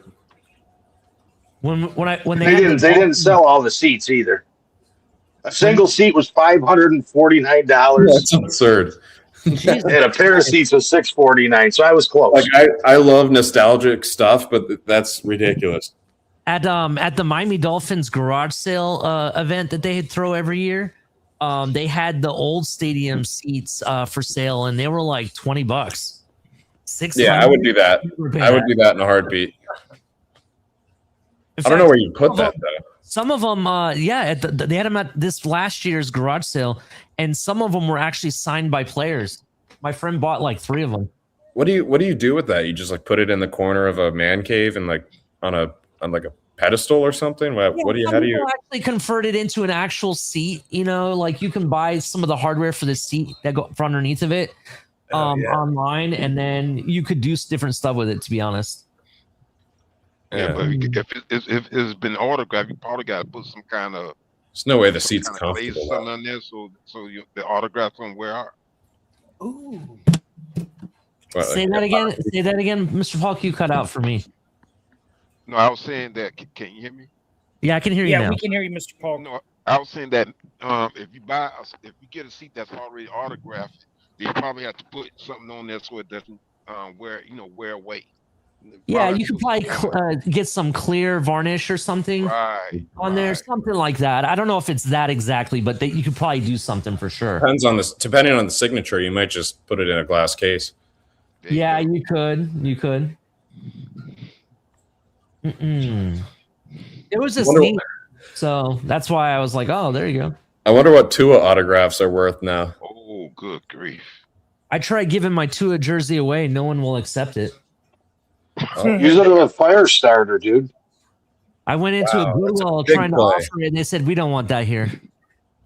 Big play for Wet Gen. Who is Wet Gen? I don't know who Wet Gen is. It's a crazy last name, Wet Gen. So Alabama has a player. That was offensive PI. Alabama has a player named AK Deer, right? And I was hoping his number was 47. Then I can just call him AK 47. I thought it was funny. I got a perfect background. Let's see what it looks like.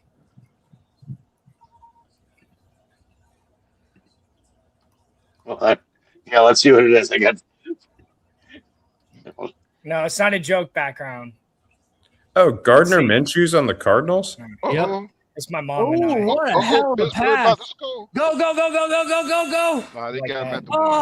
Almost all the way. I think that was offensive pass interference. That was my mom and I at the Heat game. And you are right. His name is kind of weird. Wet Gen. Oh, that's your mom? Yeah, that was in 2012. That was at the Heat game. I didn't realize we could change our background, so I'm gonna roll with that for a while. That's cool, man. I respect it. Don't lie. That was WNBA. That was the LA Sparks versus I can't remember. That was the day I bought that Heat hat. I wear it sometimes on this show. You've been wearing the 2 chains for a while. Yeah. So what's up, Carlo? Actually, that sounds like a good name for you, 2 Chain Tonk. What's up, Carlo? Hey, Carl, like I see it. Yeah. Color, you watching any of the games we got going on tonight? No, I didn't even realize. I forgot that there was some on tonight. I got the Steelers, GreenBay. I got the Patriots, Colts, and I got Raiders, Arizona. And Arizona and Las Vegas is the best game right now, 14-14. Mendoza's lighting it up. All 3 of those are playing tonight? Yeah. There's a bunch of games on tonight. I think it might be some Impact Thursday. Let's see. And there's some 9 o'clock or 10 o'clock games. Ali, I just sent you pictures of the cheese. How did so you they're send basically doing a Sunday slate tonight. Group chat. Okay. All right. Thank you. Yeah, it's 10 o'clock. It's a 10 o'clock game. Tennessee Titans at San Francisco. Oh yeah, that's for out. Yeah.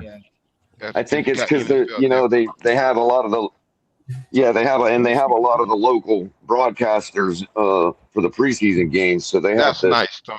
They have to.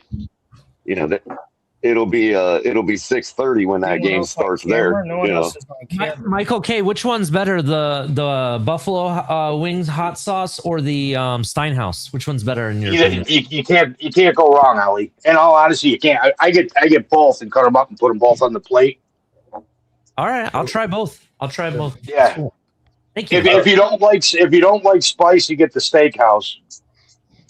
I don't like spicy, but some people don't, so I'll just get both so there's variety. Was that cheese? Yeah, and it's a nice big chunk. You get a lot of cheese out of it for like $8 or whatever it is. I used to be able to eat spicy food until I got acid reflux, so I had to go to spicy food. The problem is you can buy a slab of cheese and it's not hot at all, and then the next one you're like, holy shit. Mm-hmm. You'll have the ring of fire the next day. kind of like the herb, Michael K. You know, they tell you, oh, it's 26%, but it might only be like one little patch of it. You know, like the rest is garbage. Oh yeah, well I made I made rattlesnake cream corn the other night. That jalapeno I put in there it could have been a friggin' habanero or a ghost pepper. It was unbelievable. Right. I was paying for it for 3 days. Like them ones you're not supposed to let them break inside your stew. Like the Scotch bonnets, you're not supposed to let them break. Yeah, I think it was either Discovery Channel. One of them channels had about a few years back. They had this restaurant cooking food, and they were using some of the hottest peppers in the world, and they had to actually wear gloves and masks to use those peppers. I kid you not. The other night, my wife and we ordered out, right? And she brings the app to me, and we were ordering Chinese. And Nice. I saw orange chicken, right? And I was like, oh, I love orange chicken. I'll just get some orange chicken along with something else and some fried rice. And I didn't look, but there was I guess there was 2 different versions of orange chicken. And I got the spicy version. Yeah, there's the oranges from California. Yeah, there's the oranges from California. You got to watch out for those. Well, I will tell you this spicy version that I got was so freaking spicy, bro. I could not even eat it. My tongue was numb for 2 days. I felt like I felt every time I was gonna breathe, fire was gonna blow out my nose or something. It was. You want the one that's more like a general. So I want to do a quick game update. Right. So yeah, we just got 2 touchdowns. GreenBay scored a touchdown, and Arizona scored their 3rd touchdown. Gardner Minshew brought the ball down the field, and then the Patriots just got an interception on the Colts, number 15 on the Colts, threw the ball up like he was going for I don't know what he was going for right there, but that was a great interception. That's Anthony Richardson. Drew Aller just scored, by the way. Yeah. Brutal. Yeah, that's what he showed. Oh no, Riley Leonard. Brutal, Joe. Riley Leonard and Anthony Richardson have thrown an interception this game. Oh, Drew Aller Anthony Richardson. Okay, so he played on the Colts tonight. Yeah, now Riley Leonard's in, and Riley. So he's back from an injury. Who? Richardson? No, you're thinking of Daniel Jones. You're thinking of Daniel Jones, right? Oh, I thought. Well, no, I wasn't, but I thought. I guess. Well, I thought Richardson was injured. Yeah, Richardson was injured. He was injured like something small. Like he's been in and out. But that's why they got Daniel Jones. He's also the guy that famously subbed himself out of the game. Oh yeah, I remember that. Right. Which I don't know though. I watched that whole sequence, bro. I kind of don't blame him, man. Or no, it wasn't him that I was looking at. It was Caleb Williams. They were dogging him one day too, and he was just like whatever and walked off the field. Yeah, speaking of that, Ghost. Yeah, I when I was a couple times I hung out with Dizzy Wright. He lives in Vegas. I think he's from California, but he lives in Vegas now, and like they're huge. Like he's still a huge Raiders fan. But yeah, I'm hoping for the Raiders to make a nice little run this season. Let's see what Mendoza can do. Wait a minute, they saying the Bears going to relocate? Yeah. Because the stadium's going to be in Indiana. Well, yeah. It's official. I think it's official. I think it's official that they're leaving Chicago, but I'm not sure if it's going to be something like it is with Miami, where they're still close enough that they're going to still be called the Chicago Bears. You know what I mean? Giants. It's the Giants and Jets. Giants. It's only like 10 miles over the border. Yeah. Yeah, because technically the part that Hard Rock is on, the land that Hard Rock is on, was only recently annexed by Miami Gardens. It was always unincorporated land. Like it was basically called like Cypress Gardens or something. That's crazy to move. Oh yeah, so hold on. So I didn't. This is Clint Kubiak's first season as head coach of the Raiders. So yes, that's I forgot that or didn't realize that. But that's Raiders. I mean, a better team than everyone thinks, but they're in a division where they have absolutely no chance. Who, the Raiders? Yeah, their division is the Chiefs, the Chargers, and the Broncos. All three of those teams. I mean, yeah, that's definitely going to be quarterbacks too. That's going to be and coaches. Look at the coaches in that. That might be the second. That might be the And second. you got Andy Reid, Sean Payton, and Harbaugh. In Shake's ranking game, I don't think I had the Raiders last. I think I had them second in the division or something. You know, I had them last. Like, I think you're right, but I think there's going to be enough.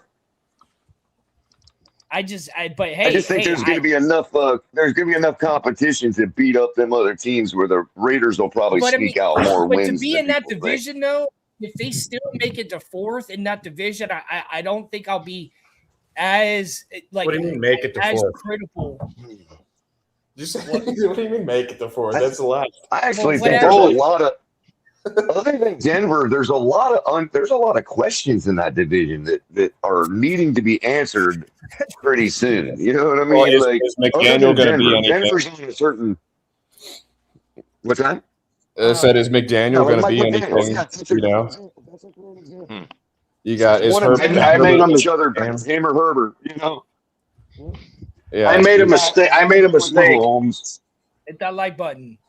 I made a mistake on the Indiana. How far into Indiana that stadium's going to be? It's not 10 miles. No, it's like right across the border, right? It's like 1 to 2 miles. Yeah. Yeah. What a slap in the face. No, it's exactly what an absolute slap in the face. The Meadowlands is right across the border from New York. Yeah, Michael K. It's like the opposite of the way St. Louis was. St. Louis had their stadium in the city, but all their fans were in suburbia. Now Chicago's the other way around. Their stadium's in suburbia, and all the fans are going to be in the city. Well, is Kansas City's new stadium going to be in Kansas or in Missouri? I'm sure the other state has a lot of Chicago fans. No, I'm talking about St. Louis before they left. I don't think the Chiefs should move to the Kansas side.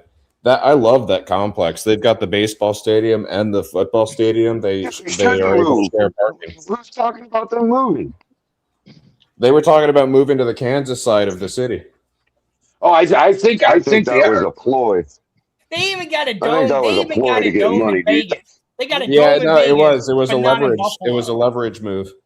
Hey, I got a question about the reason I say that real quick. Hold on, Ali, real quick. The reason I say that is because we've been to that complex with the Royal Stadium right there and Arrowhead. Like, that's a whole sports complex that ain't going nowhere, dude. You know what I mean? It's a great spot. It's surrounded by parking lot. They have unlimited parking, and I don't know what they would do with that stadium, turn it into just concerts or something. Arrowhead is grandfathered. When it comes to being forced to make renovations and all that. They don't have to. It was funny. That's a sister stadium to the old skid mark. That whole family has their hands in everything. They're invested in so many different businesses. The Chiefs are moving to Kansas. I have a question for you guys with this Bears stadium. So I just read, according to the Indiana Chronicles, that the stadium is going to cost a significant heavy percent on taxes to increase. So who's getting charged for it? Chicago or Indiana? No, Indiana. Indiana. We're going to build a stadium, and Indiana's going to pay for it. That's the big reason. I mean, honestly, it's probably cheaper that way. It's like Trump saying Mexico is going to pay for the wall. Yeah, well, we're going to make Indiana pay for it. But hold on. We had the same thing. I mean, in a roundabout way, you can say they did. I mean, we had this. It's a different state, but we had the same thing in Tampa Bay. Yeah. Instead of the team being in Tampa, it's in St. Pete across the water. That is nothing. That's apples and oranges, dog. It's still Florida. Yeah. No, you're right. Yes, you're right about that. Yeah, it would be like if Jacksonville moved into a Savannah or something, or Volusia. You know, like. Yeah.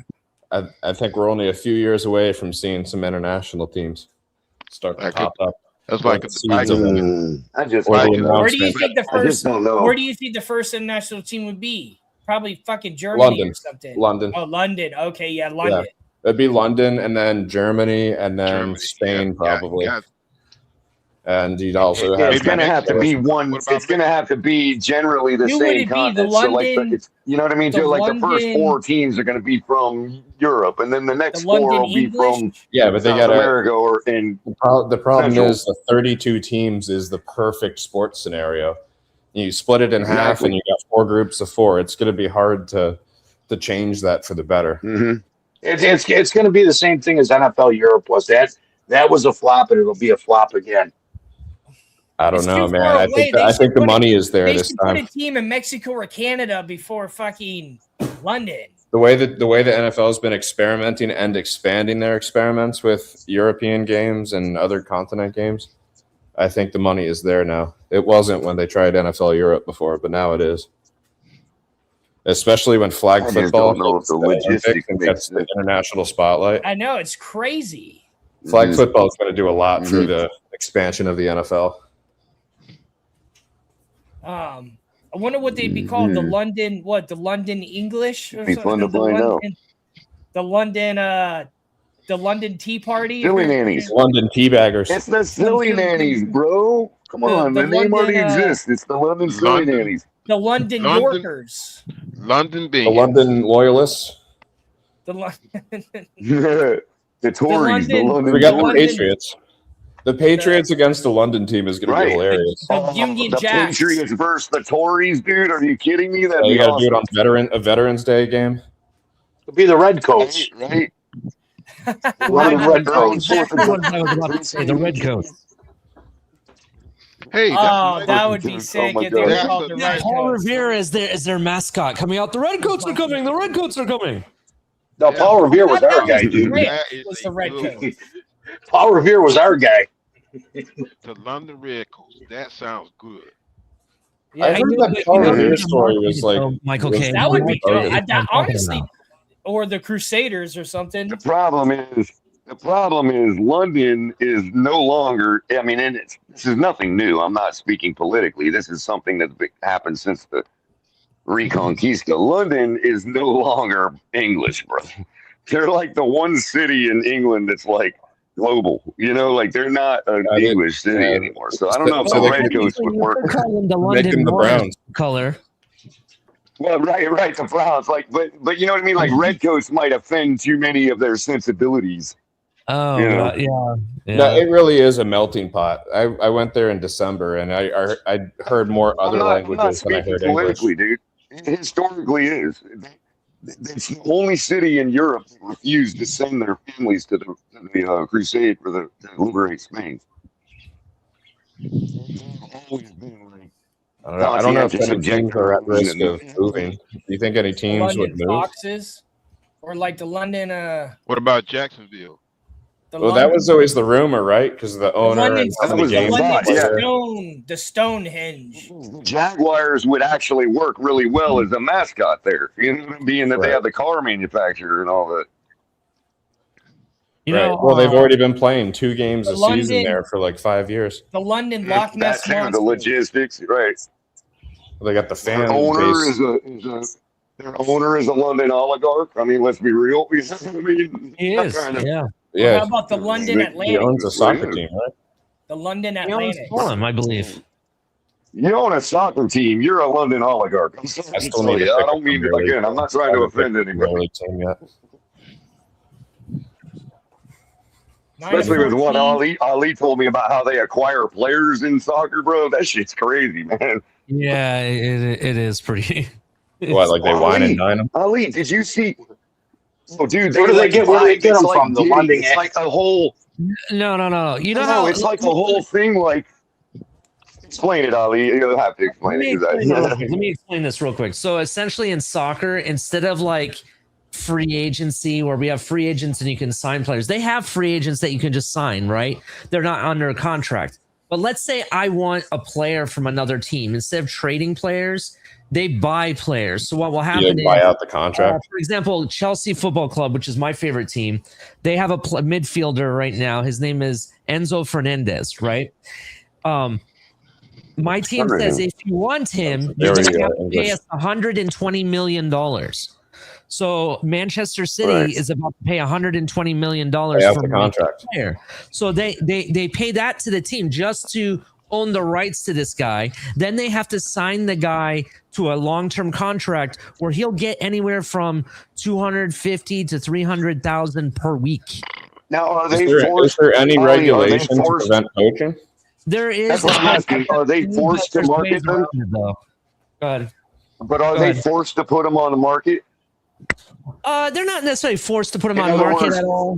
Not at all. No. He's not for sale. They could say he's not for sale, but players sometimes will say, "No, I don't want to play. I won't play or partake until you sell me."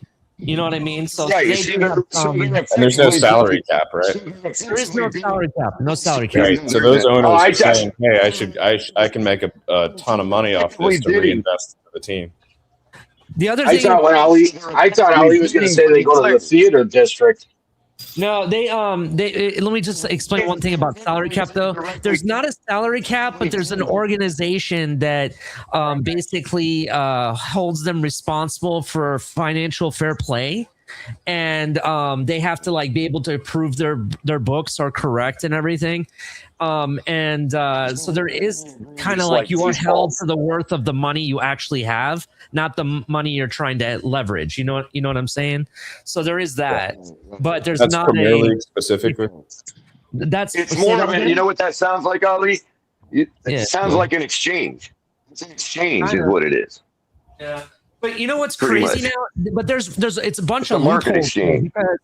It's a bunch of loopholes because, like, for example, Chelsea doesn't necessarily have money right now. Right? But they just bought a player for $110 million. But the reason it doesn't count against them is because they were able to spread the money, the payments, out over 10 years. So the only thing that actually goes on the books is what they're paying this year, which is like $10 million.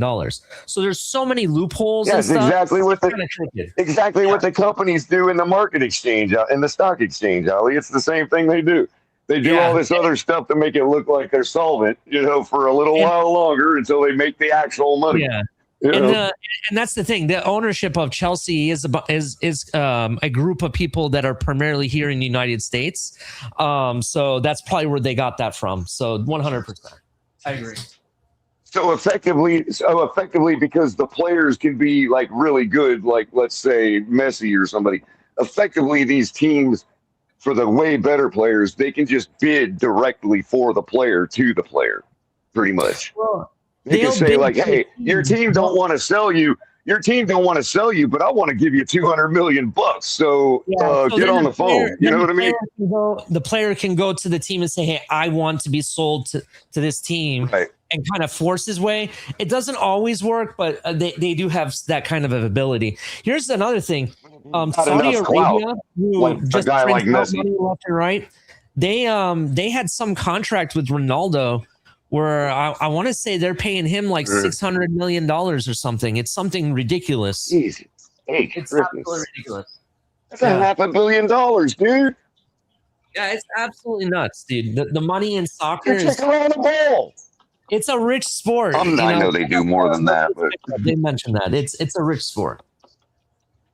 Yo, Ali, really quick. Did you see the latest Go Time Dolphins? Shout out to Kadeem and Charlie over at Go Time. Make sure you're over there and subscribing to them as well.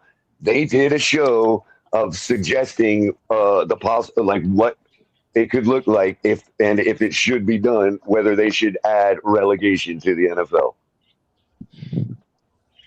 I thought, man, tell Ali, man, great show. I didn't even have to watch it. I just put in the comments, great show, guys. I think the NFL, it would be wild for the NFL just because of the OG not schools, but OG teams like Miami, for example, is one of the old school teams. I think I can never see an NFL without those certain teams that were part of the original, Well, to be honest with you, Ali, there's always a team that's willing to tank. And the whole thing of it is these teams you're talking about, if there was a relegation rule, they could make sure they got 2 wins. And all I gotta say is they bring the NFL could actually make sure they got 2 wins. St. Louis already has a team, so if they're gonna do that. I got a question about the Europe teams. If they do play football in Europe, Good. Go ahead, caller. It's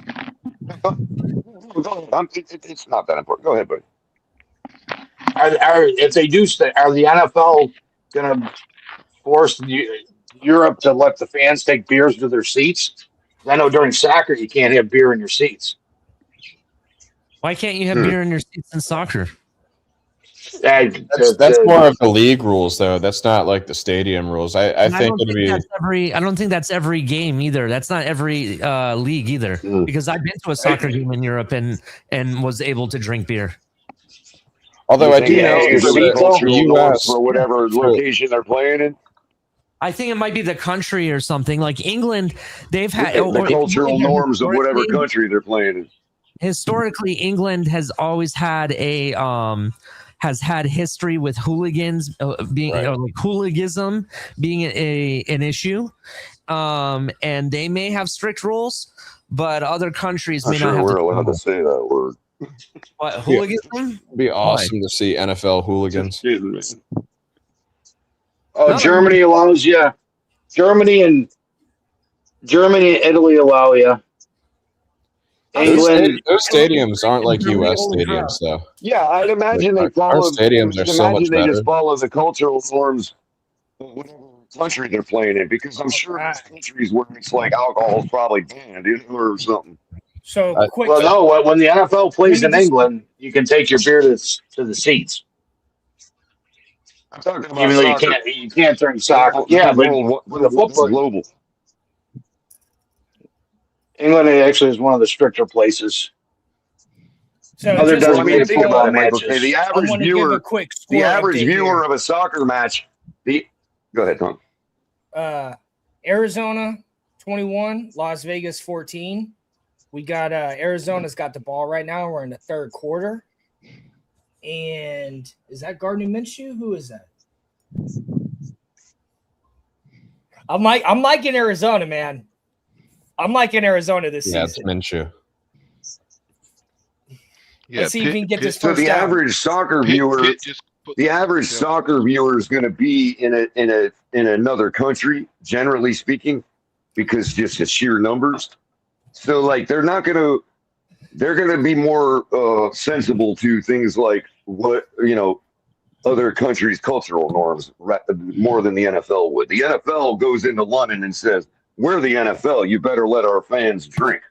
You know what I mean? Right, and that's what happened. American bullies. Yeah. So they don't let you drink at football games in London? That's what we are. Well, actually, in college they don't. It depends on the stadium too. Like even here, depending on the stadium. Oh, because of the age. No. I'm not sure why the rule exists. Yeah, there's a lot of people under. There's a lot of people under 21 still. But you still get a lot of people under 21 at an NFL game. They just made it illegal in England. Yeah, that's true. There's kids. You'll get ID'd when you buy beer. Can't buy cigarettes anymore. Yeah, I'm not sure why it is, but I do know the NFL stadiums. Like I think Cincinnati, like their college, because they play at where the Bengals play, or at least they used to. You could get get beer at those games. Same with South Florida, because it's in the Bucs. I figured out what it is. It's hard to the AI tells them per game what they should do based on the current mood of the consensus. But I've been to that Allianz Arena in Germany, and those they barely have any concessions. It's like it would not support. Which city is that in? Munich. Which city, Joe? Munich. Okay. Joe Rist, have you ever been to Dortmund Stadium? No, I have never seen a Premier League team. Is that Dortmund's in Germany? I haven't. If you get a chance, go to one of their games. I hear the atmosphere is lit. That's what I heard.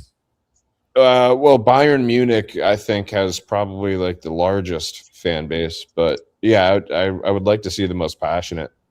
The most passionate in Germany, from what I understand, is Dortmund. I've watched some videos, and imagine like 100,000 people holding torches. Where is Dortmund? Is that on the west side? Oh, let me find out. Let me find out for you. I'll tell you in a second. Where's Dortmund? In Germany. It's in northern Germany. Northern. Close up near the North Sea. Oh, okay, yeah. No, that's like west north. Not quite to the North Sea. Northwest. It's near Cologne and Dusseldorf. Yeah.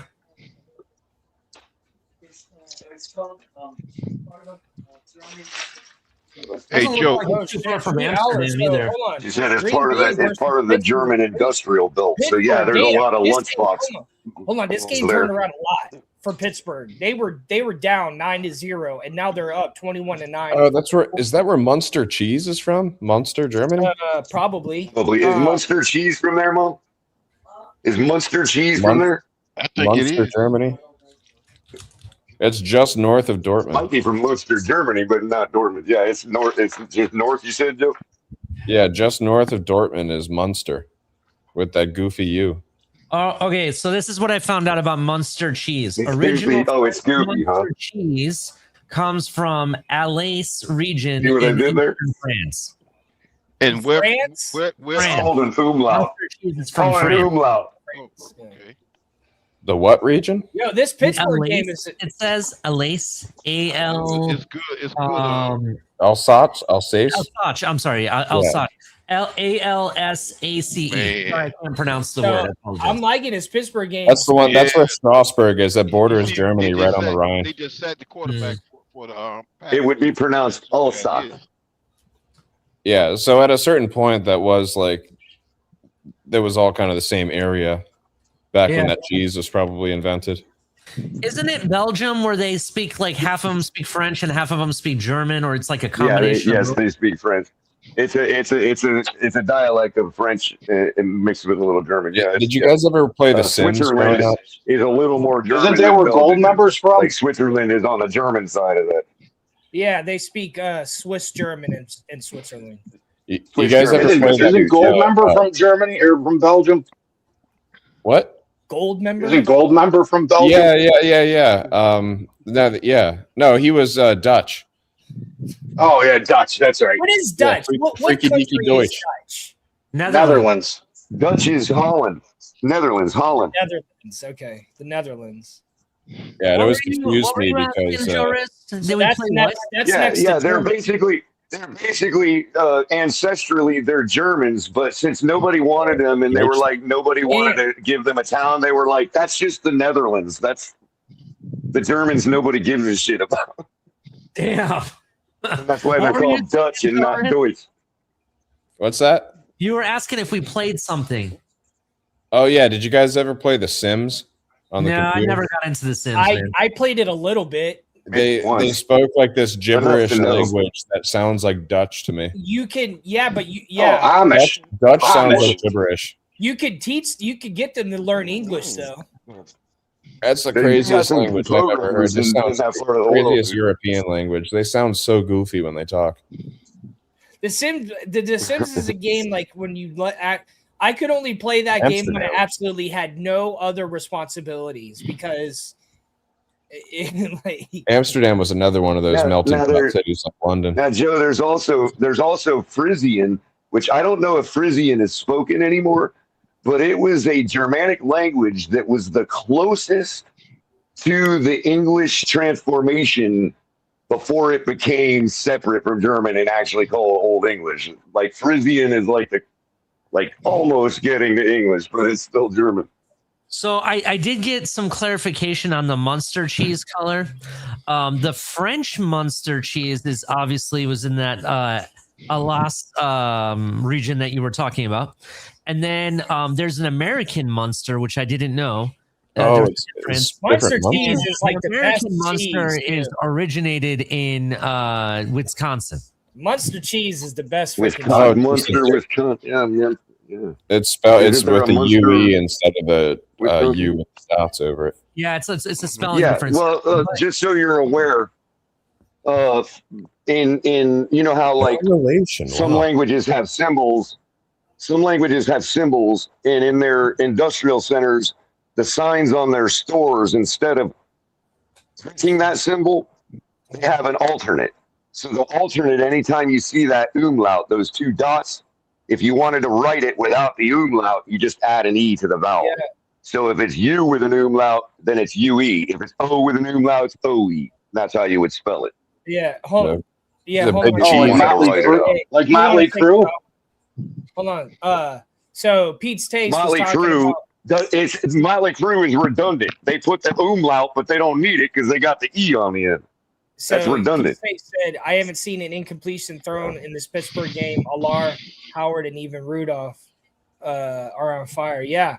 Well, they were having a lot of tough time until I wasn't paying attention, but yeah, they've been lighting it up now. So and that aluminum curtain, but I want to correct somebody on something real quick. I apologize, Tonk, but no offense to you, but there's like all these people mispronouncing Aller's name.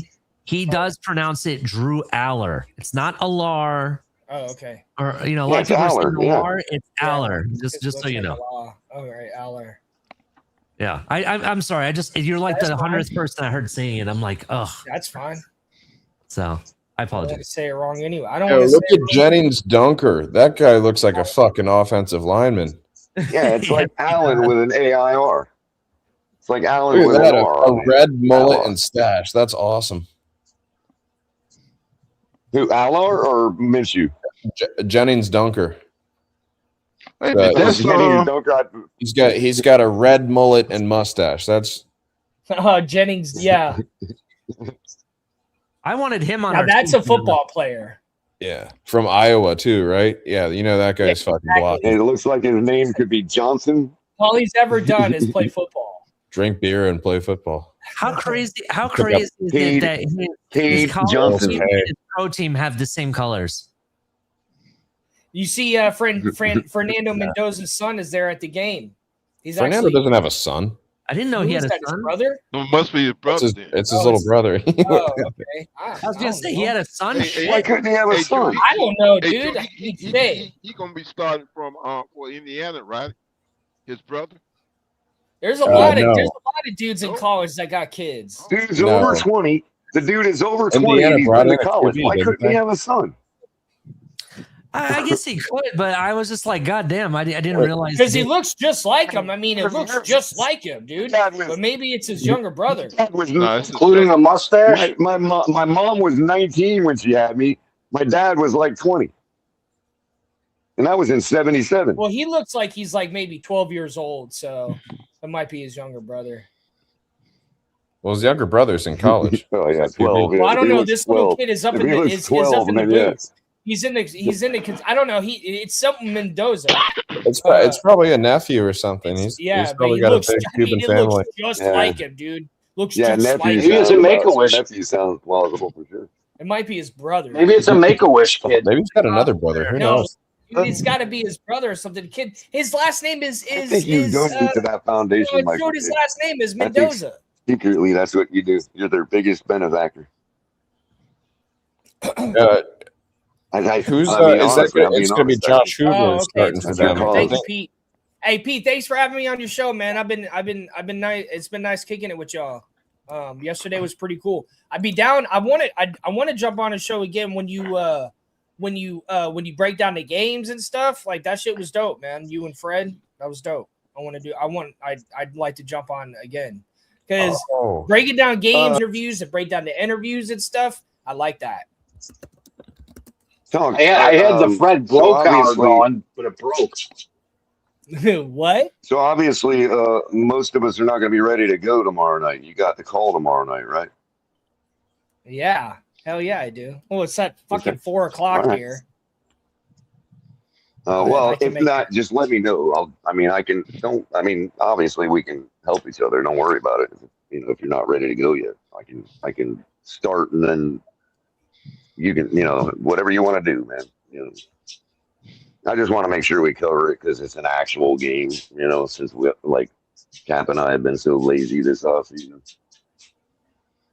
I mean, not lazy. I shouldn't say that because Cap's been moving his whole life. Yeah, well, the Dolphins need to win to motivate Cap to get back here. So, Dolphins got to win to motivate. You want Cap to come back? Dolphins got to win. Alberto Mendoza is now down in Georgia Tech. Yeah, he told me today that he's going to need us all to hold it down for a little longer. Yeah, I know. That's what I'm saying. Saying that a couple of weeks ago. I talked to him too. I've been talking to him. I've been calling him because I've been talking about doing the remodeling. I heard you say that. I heard you say what he had said the other night, and it was kind of contrary to what him and I had talked about like a week before that. So today I got updated. You know what I mean? From what you and him were talking about.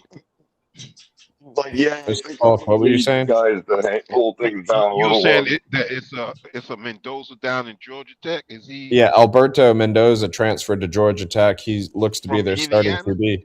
Yeah, because Indiana brought in, I think it was TCU's QB. There you go, Joe Rist. You can buy. Georgia Tech ain't no slouch these days. Joe Rist, you could buy a Georgia brick Tech is not the old Georgia Tech. in front of the Raider Stadium. That's what I'm saying. They ain't no slouch these days. You can say, "Hey, I love you, Mendoza."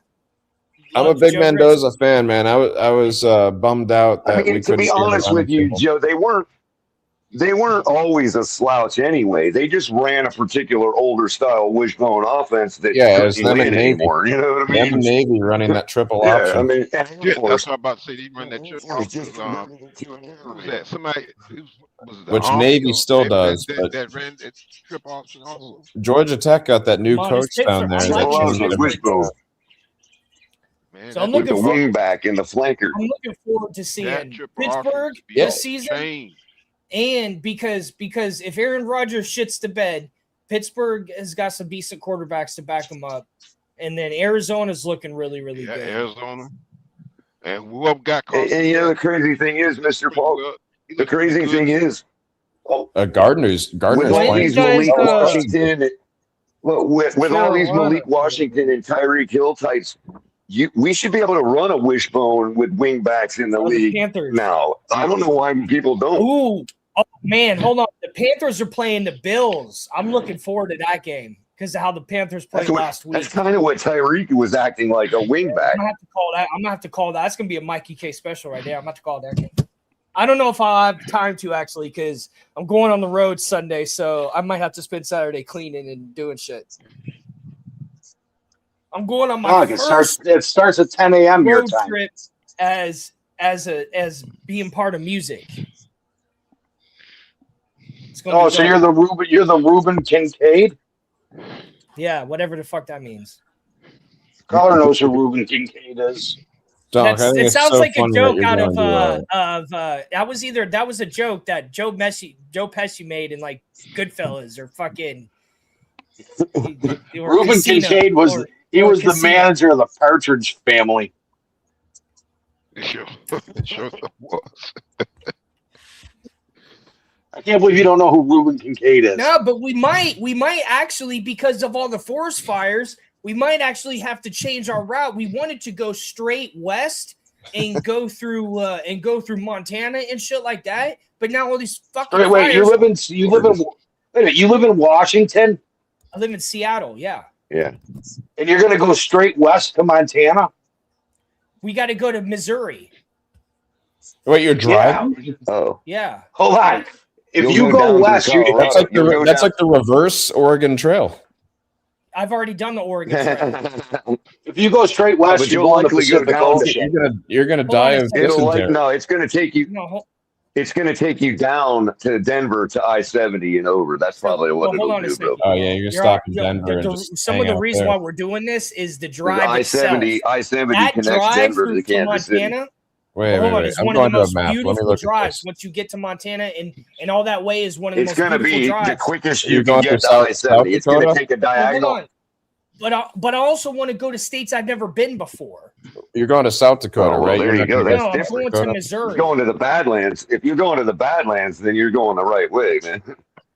Yeah, You know, Donk, you're gonna go down into Buffalo, Wyoming, and then over to South Dakota, right? To go through the Badlands and Rapid City and I'm not sure. I'm not sure where we're gonna go anymore because we might have to change I routes. would do that instead of North Dakota because North Dakota is just a straight line across the entire No, state. we were gonna go to Montana, and we were gonna go to Bozeman, Montana, and Billings, and then go through Wyoming down to Kansas and Nebraska, I think.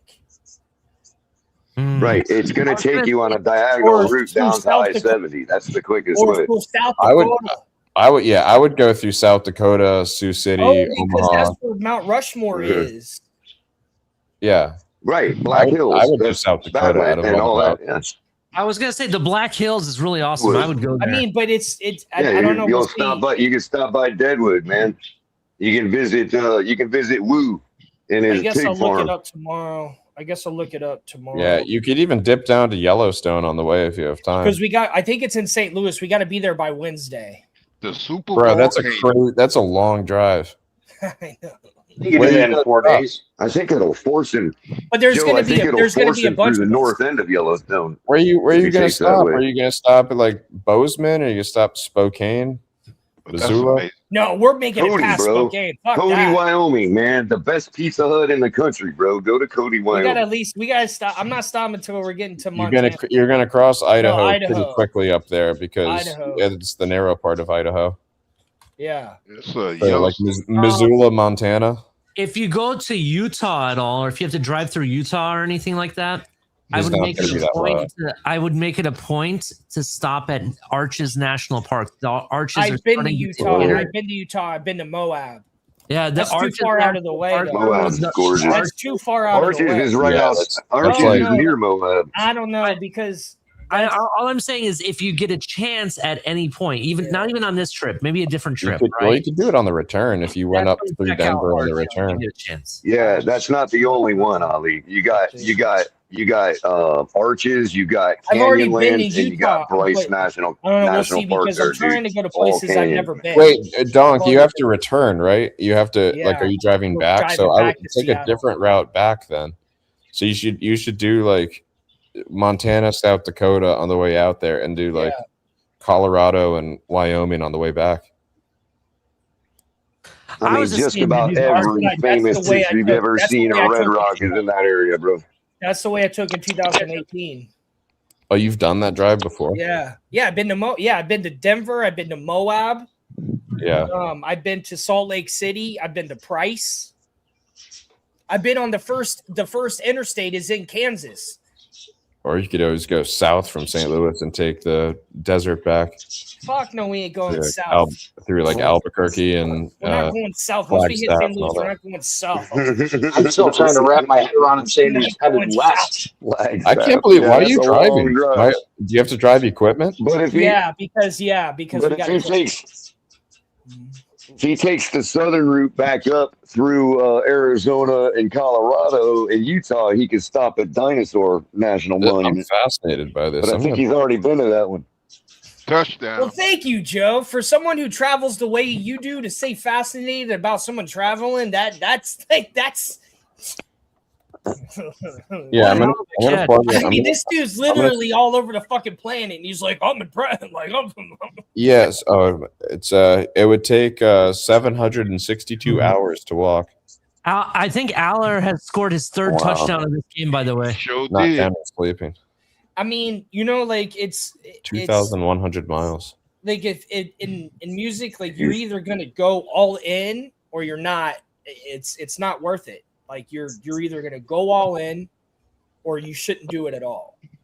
And I'm not fully all in the way they are. Are you trying to get to St. Louis, or are you trying to get to Kansas City? Wherever the place is. Let me see where. You don't know where you're going. Well, I think you're probably stopping near Missoula. Like I know I'm going to Missouri. It's where is it at? It's called the Gathering of the Juggalos. That's so funny that you're going to be at the Juggalos festival. It's somewhere. I think it's in. That's got to be Kansas City. I'm pulling it up. It's in St. Louis. It's Max Creek, Missouri. Columbia, maybe. Max Creek. Yeah. I'm not familiar with that one. Max Street. It's got to be Missouri. I don't think it's near St. Louis. Hopefully, no, it's in the middle of Missouri. God damn it! Every time I Columbia, so it's closest not. Yeah, to, that's Columbia. That's halfway Mizzou. between Springfield That's and Columbia. Mizzou country, bro. Yeah, that's Mizzou country. That's where the Osage University of Missouri Beach. Oh, good. Then I'm gonna go there and visit. Climax Springs. I'm gonna go there and visit. Osage Beach. Osage Beach is near the Paris. I mean the Ozark. What is it? So you know what I'd like there, to do on the way back is I'd like to go straight. Lake of the Ozarks. That's what it's called. What Lake of the Ozarks. On the way back? No, is go straight north to Illinois. Exactly where it is. At Lake of the Ozarks. Minnesota, and North Dakota. Yeah, they have a peninsula that juts out into that lake. Joe, zoom in. Joe, zoom in. They have a peninsula in the Lake of the Ozarks named Florida, bro. It's a town named Florida, and it's a peninsula. I thought I was showing my screen for a second when you said zoom in. Yeah, I was like, is it on the screen? I was like, how'd you know I'm on the map? Because it's a small town.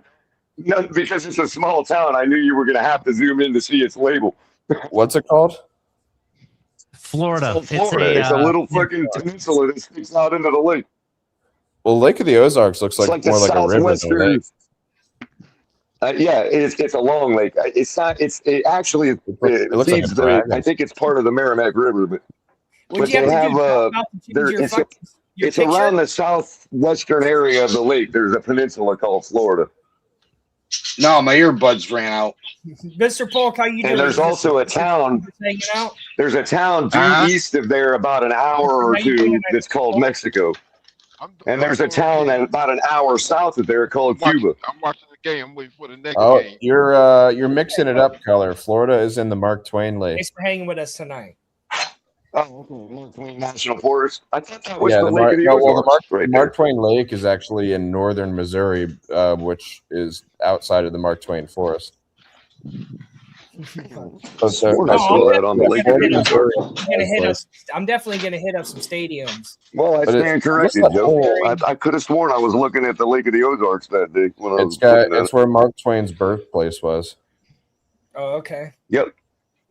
Hannibal. It's near Hannibal, Missouri. Hannibal is like the town on the river that, like, the wagon wheel boat and all that, like the whole Tom Sawyer and all that shit's from. You know what I mean? It's Hannibal. Right. And it's also the place where down the road from there along the Missouri River is where Lewis and Clark launched their expedition.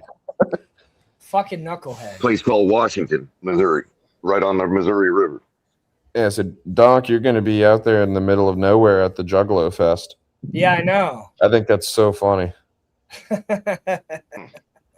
You gotta bring some Fago. There's also a privately owned cave there called Merrimack Cabins right off Route 66. If it's closed and it's in a can. Drew, I know you've been to London many times. Have you ever tried the fish and chips there? London, I've only been once, but I did try their fish and chips. I was only there for 8 hours. That's the one meal I had, and it was good. Man, they I don't know the fish and chip restaurant they used to have down here. I can put that as my picture. Really authentical, man, good grief. I sure miss them. I think they got Mendoza. Fish and chips is Mr. good. Falk, you can do it at home. It's not. We know you can make fish and chips. You know what they serve with it? They serve peas with it too. Oh, yeah, gross, dude. Yeah, that's weird. They don't have to be smashed though. They'll serve normal peas too. I'm good, man. You don't like peas? I fucking hate peas. What? Yeah, one of my favorite jokes is if you spill one of your peas on the table, you could say you peed on the table. That's good, Joe. Oh, good. I like black-eyed peas. Well, like if it's green peas, you can say you creamed on the table too. Beans, you eat them on New Year's Day, Ollie? Peas and lima beans. No, I'll have peas. Like I'll buy mixed vegetables, but I can only eat them with other vegetables. I gotcha. No, I don't eat them on New Year's Day. Persian traditional dish. It's called gourmet sabzi, which is like a green stew. Usually you use kidney beans. Well, there was a time period of when kidney beans were kind of scarce for some reason. and all they had was black-eyed peas. So we substituted black-eyed peas instead, and it actually isn't too bad, to be honest. Black-eyed peas. I like chickpeas because I like. When was there a shortage of kidney beans? Hummus? I don't know if there was, but this was in Toledo when we lived there. For some reason, nobody had kidney beans. Okay. Don, can you put my thing on front and center? What's that, Mr. Paul? Ollie, or the regular ones? UK frizz. I can't hear you. People are talking over you. That was the fish and chips and peas. People are treating this like Pete's show. They're talking over you. Okay, I'm sorry. I know. Now, see, what are we doing here, Mike? So recipe for that? Let me know. What, a beer batter? Yeah, it's just a beer batter. It's just that's cod. Just Yeah, it's just beer battered cod. It's just a little hard to hear you, Mr. Polk. Yeah, that's maybe why you were getting talked over. Okay, hold on. I just put. You can buy it in the store. You just put a like a lager in there. I think it's almost always codfish. Well, we eat haddock here. Right. Yeah. But I'm saying for England. That's what I had when I visited Maine was haddock. They had I think it was England that was in the Cod Wars, which was like one of Iceland's only like wars, basically. Where they had fishermen like fighting each other. And hey, you know what's cool on Snapchat is you can look at where all the people are posting around the world, and like you can go look at Iceland and like look at like what the people are posting there and stuff, and it's just like oh my gosh, like to live there. It's beautiful, but there's there's just nothing to. I don't know. There's nothing to do. Are you kidding me? That was Greenland. Hold on, maybe that was Greenland. Yeah, Iceland is like nonstop. It was Greenland. It was Greenland. Yeah, Iceland is the lively place. Greenland is the wasteland. Right. Yeah. Greenland, you can barely survive. You got to like. Greenland was when Trump was talking about something. With you got to be a scientist to live in Greenland. They sent the military there, and I was looking at Greenland. It's like all Native American. It's like all Native people. Yeah, it's kind of like it's kind of almost like every person that was posted on Snapchat was like either Inuit or Algonquin or Ottawan. I can't remember which one. Yeah, they're natives. They kind of look like Native scientists. Americans. They look a little bit like Native Americans. They are Native Americans. They're either Algonquin or Ottawan, I think. They don't look very different. I believe we struck a deal with that, though, right? Aren't we putting like military bases there? I'm not sure. I'm not sure. Well, I don't know. Calci still has Calci still has an open contract for how much we're going to pay for Greenland. So I don't think any deal's been done yet or finalized. But I think that's the play. Basically, is that two things: one, we want the minerals there, and two, we want to set up the bases there because the sea that's up by Iceland and all that is melting. So now it's navigable by ship. Yeah. Well, also, Joe, real quick, when you say resources, right? Most people think drilling right into the ground or whatever. What's happening, bro, if you look at a map of the Arctic, we are the only country that doesn't have access to this huge mineral ridge that's running in the Arctic that every other country has access to. Right. And the part that we have access to is only from Greenland. So that's why we want it from Denmark, because we want our little slice of that big ridge that they found recently that's full of silicone. Yeah, we don't want to be paying a premium to go in those waterways and get those minerals. Real quick, Color, in regards to kidney beans, because you asked about the shortage. It's like a big quartz home. I don't know but also with like the way Russia is now gonna may attack it. I thought it was the cobalt there. Like they might attack other NATO countries. Probably that too, yeah. Color, it's a big, huge ridge that they recently, not recently, but within modern times, there's this huge ridge that runs right in the Arctic. It's probably, no land access. Permafrost issues there. There's probably all kinds of crazy gases and diseases and things underneath all that frost. Sure. And if you look at the boundary maps of all the countries, every country has coastal access to it except for us. But hold on, it's you brought up a really good part, Joe Rich. It's some of the reason why I became an environmental scientist is because with the melting ice, that ice is so old in material that's below it has viruses and bacteria that we haven't been exposed to in Our like bodies can't 10,000 years. We have no immune That's how system.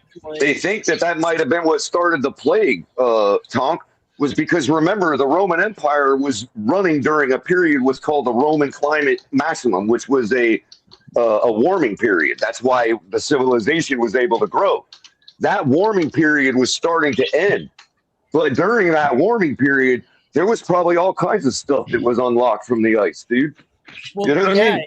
And that's probably where the plague came from. It's like we, or it was like the fact that look how vulnerable we are. I mean, just like look how vulnerable we are when it comes to something that. I mean, imagine like the they think that COVID, but like they think but there's like some Legionnaires. But like, I mean, shit, Ebola, right, is like airborne. It's one of the most deadliest things ever to exist. So, but hopefully it won't happen, but it's definitely a possibility with all with the ice. Well, real quick, Color. I'm sorry, Color. You asked about the kidney bean shortage, right? There's actually a kidney bean shortage going on right now. I didn't know about this, but there is because come to Florida, we got kidney beans, bro. Well, the reason what it is the global supply has shrunk a lot, primarily because most of the supply comes from South America, and because of bad weather, they've lost a lot of their production. You got to be kidding me. Right, and they have to regrow that whole thing. Well, yeah, they have to regrow all those beans. They take time to grow. Yep. Yeah, so I didn't even know that's about why it. There's the beef. So that's why the beef shortage. The beef shortage was due to the fact that they wholesale slaughtered a bunch of beef in Europe because of the pandemic, and they forgot. They didn't realize. Oh, damn! We have to grow those cows from babies now, so there's gonna be a shortage for a while because the cows have to grow. Yep. Yep. Exactly. Beans. That's some main ingredients in some good chili. Yeah, but I just the Europeans were just wholesale slaughtering cattle because of the pandemic. Out of pure paranoia. And now there's a beef shortage. Now America, that doesn't account for America's beef shortage because we don't get our beef from Europe. But there were some, supply chain issues that have to do with that also. That is why we haven't been able to grow as many cows, birth as many cows, I should say. For lack of a better word. Because McDonald's used kangaroo meat for theirs anyway. They just press theirs from a 3D printer. Damn, Arizona is tearing it up. Arizona is tearing it up this preseason. 27-14. The Pittsburgh game was the best game. I don't know if it's ended. 28-9. Yeah. 28-9. Next game coming on that. I think it's Tennessee Titans. 28-9. Titans and 49ers are playing right now. Yeah. It's 7. Man. I think it's 7-7. Yeah, I got it up. I just had Taco Bell. I'm loving this NFL Plus right now. Yeah, 27-14, Arizona. Man, what had Taco Bell do with their food? Did they change their recipe or the man? Good, I can't eat their food no more. They changed the breed of dog. Oh, okay. Well, that makes sense. Yeah, the Steelers-Packers game was really good, Ali. 28-9. Yeah, that was really good. I'm liking this preseason so far. We got some good games. I think I don't think anything beat that Cardinals-Panthers game though. That game last week that game was awesome, man. They came to hit too, and I was like, it was pretty good. That game was awesome. That game was so awesome. Yeah, I'm looking forward to watching. It was pretty good.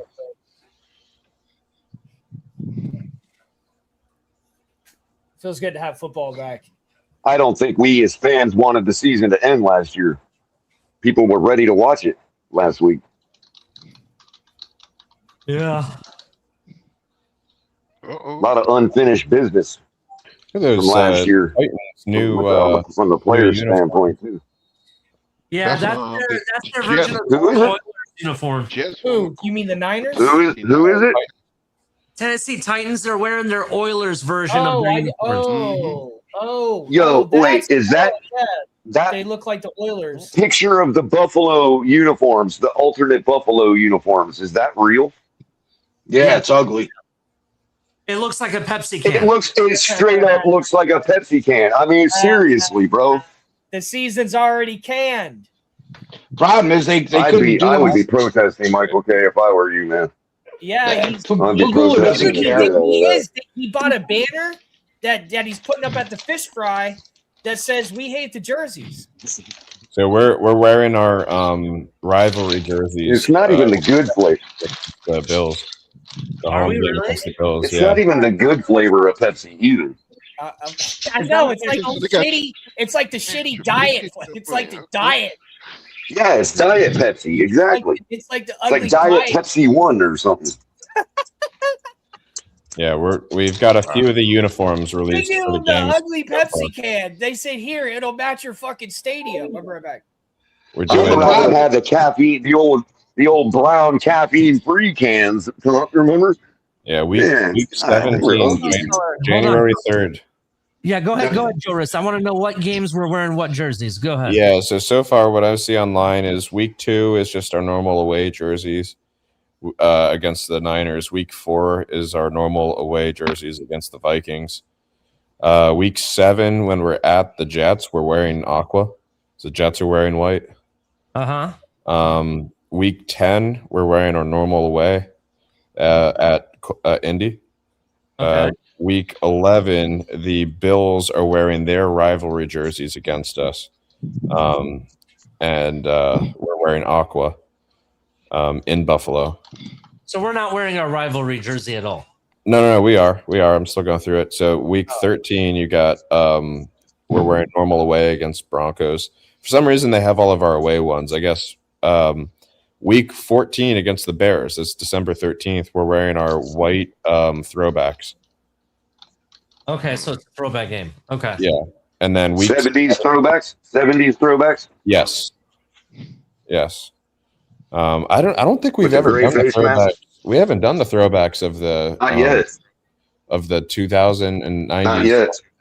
Or the 80s with the now the logo from the 80s, Joe, and what I would call Marino's first logo. Was just like the 70s, except the dolphin they put up into the ring. Other than that, it was the same. Right. This is the one that it shows the one in the bottom left of the ring. Right.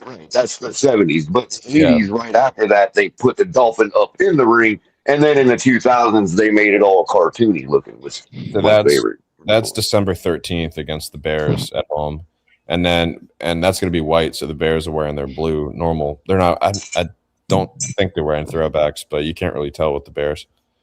And well, yeah, I mean, if they're not in Steelers yellow stripes, their normal uniforms are throwbacks, pretty much. Is it me or Shanahan looks like he got some Botox because of his accident? Please tell me Pittsburgh ain't gonna wear one of them. They're that's who I was talking about, Pittsburgh, with their bumblebee uniform. And then we've got week 17. We wear those black rival or whatever color they wear, rivalry jerseys. I can't remember if it was dark blue or black. Week 17. Bills. So we're wearing our rivalry jerseys against each other for the home games. So when we go there, they wear theirs. When they come to us, we wear ours. Which is interesting because we were the first batch to do the rivalry jerseys. So I guess that means while everyone else is doing theirs on like a specific release day for the next 3 years, we can wear them at any time throughout the season. You know when we can change our logo again? I hope it's soon. I would love to see that go hand in hand with the new regime. I'm gonna click on the Steelers because I'm curious to see if they do. I was actually worried that it could get worse, Joe. To be honest with you. Steelers. They got the Bengals wearing those black and white stripe uniforms. I mean, we already used our best one. Yeah, the Steelers don't have that stupid uniform for anything yet. God, that was fucking what a joke that shit was, man. Roethlisberger and that freaking goofy ass Ronald McDonald shit. The Thanksgiving games this year are going to be. What are they? Or Aaron Rodgers with the blank yellow helmet. We got 70 viewers right now. Thank you for everyone joining us here tonight. Really big thanks. I like the community that I've kind of built, on here on TMI, and being invited on other people's shows. So thank you to Cap for bringing me on from the very beginning and trying to keeping me a part of this. It's interesting, because I had the time that I left for a little while, and Shake left for a little while, and now Cap is on hiatus, and we hold it down. But I mean, I have this community. If it wasn't for Cap starting this show, I wouldn't have this community that I have. I would have never started a sports podcast. So I wouldn't have any of this if he didn't start it. So I'm thankful for that. So I hope I bring. Well, damn, Tonk, when you gonna take us to the next level, bro? I'm trying, dude. Well, let me know how I can help, bro. I'm here. 2 hands and a brain. I mean, we're almost 5 Actually, years. 2 brains. This is the 5th season now. Mm-hmm. 5 years. Yeah. That's a long time. This is when it gets long in the tooth. This is like the 5th year of marriage. It's like, are we really going to make it? You make it past 8. You did better than me. Talk about the Dolphins. From what Pete was talking about yesterday, we tied. We had an interception, but he said Malik Willis had to scramble a lot, but looked good. Quinn Ewers had to scramble a lot, but looked good. What do you mean? Yeah, I've heard the complete opposite. Yeah. Who are you listening to? Yesterday. Who said Pete. this? Well, that's Pete's thoughts. Who do you think? Him and Harold, we got dominated, and not in a good way. And so that's. Come on, guys. You all know that whenever you hear somebody say something the exact opposite of what it should be said, you know it came from people. People came up Is and he said still in the chat? and I'm not trying to put words in their mouth. This is what I believe that's how the show went. And I was agreeing with. I was like, I like that perspective. Because look, they still tied the game. So we had an interception. Right. We had a pick 6. Hold on. Malik Willis scored 7 touchdowns. What are you talking about? What are you talking about? What are you talking about? We haven't played our game yet. No, it was a practice game. Okay, well, that doesn't count. You're talking about 7-on-7? Yeah. He's talking about practice. Is he talking about practice? 7-on-7. That's what you. Hey, he's talking about practice. We can't be keeping stats on 7-on-7. Hold on. Let me put. I'm talking about Dolphins playing football. Let me put this in perspective. Donk, let me put this in perspective. People on Pete's show were saying that your nickelback, what is his name, Chris Johnson, was benched from practice for something he did wrong. Yeah. You don't get benched from practice. If anything, they make you practice harder. Okay.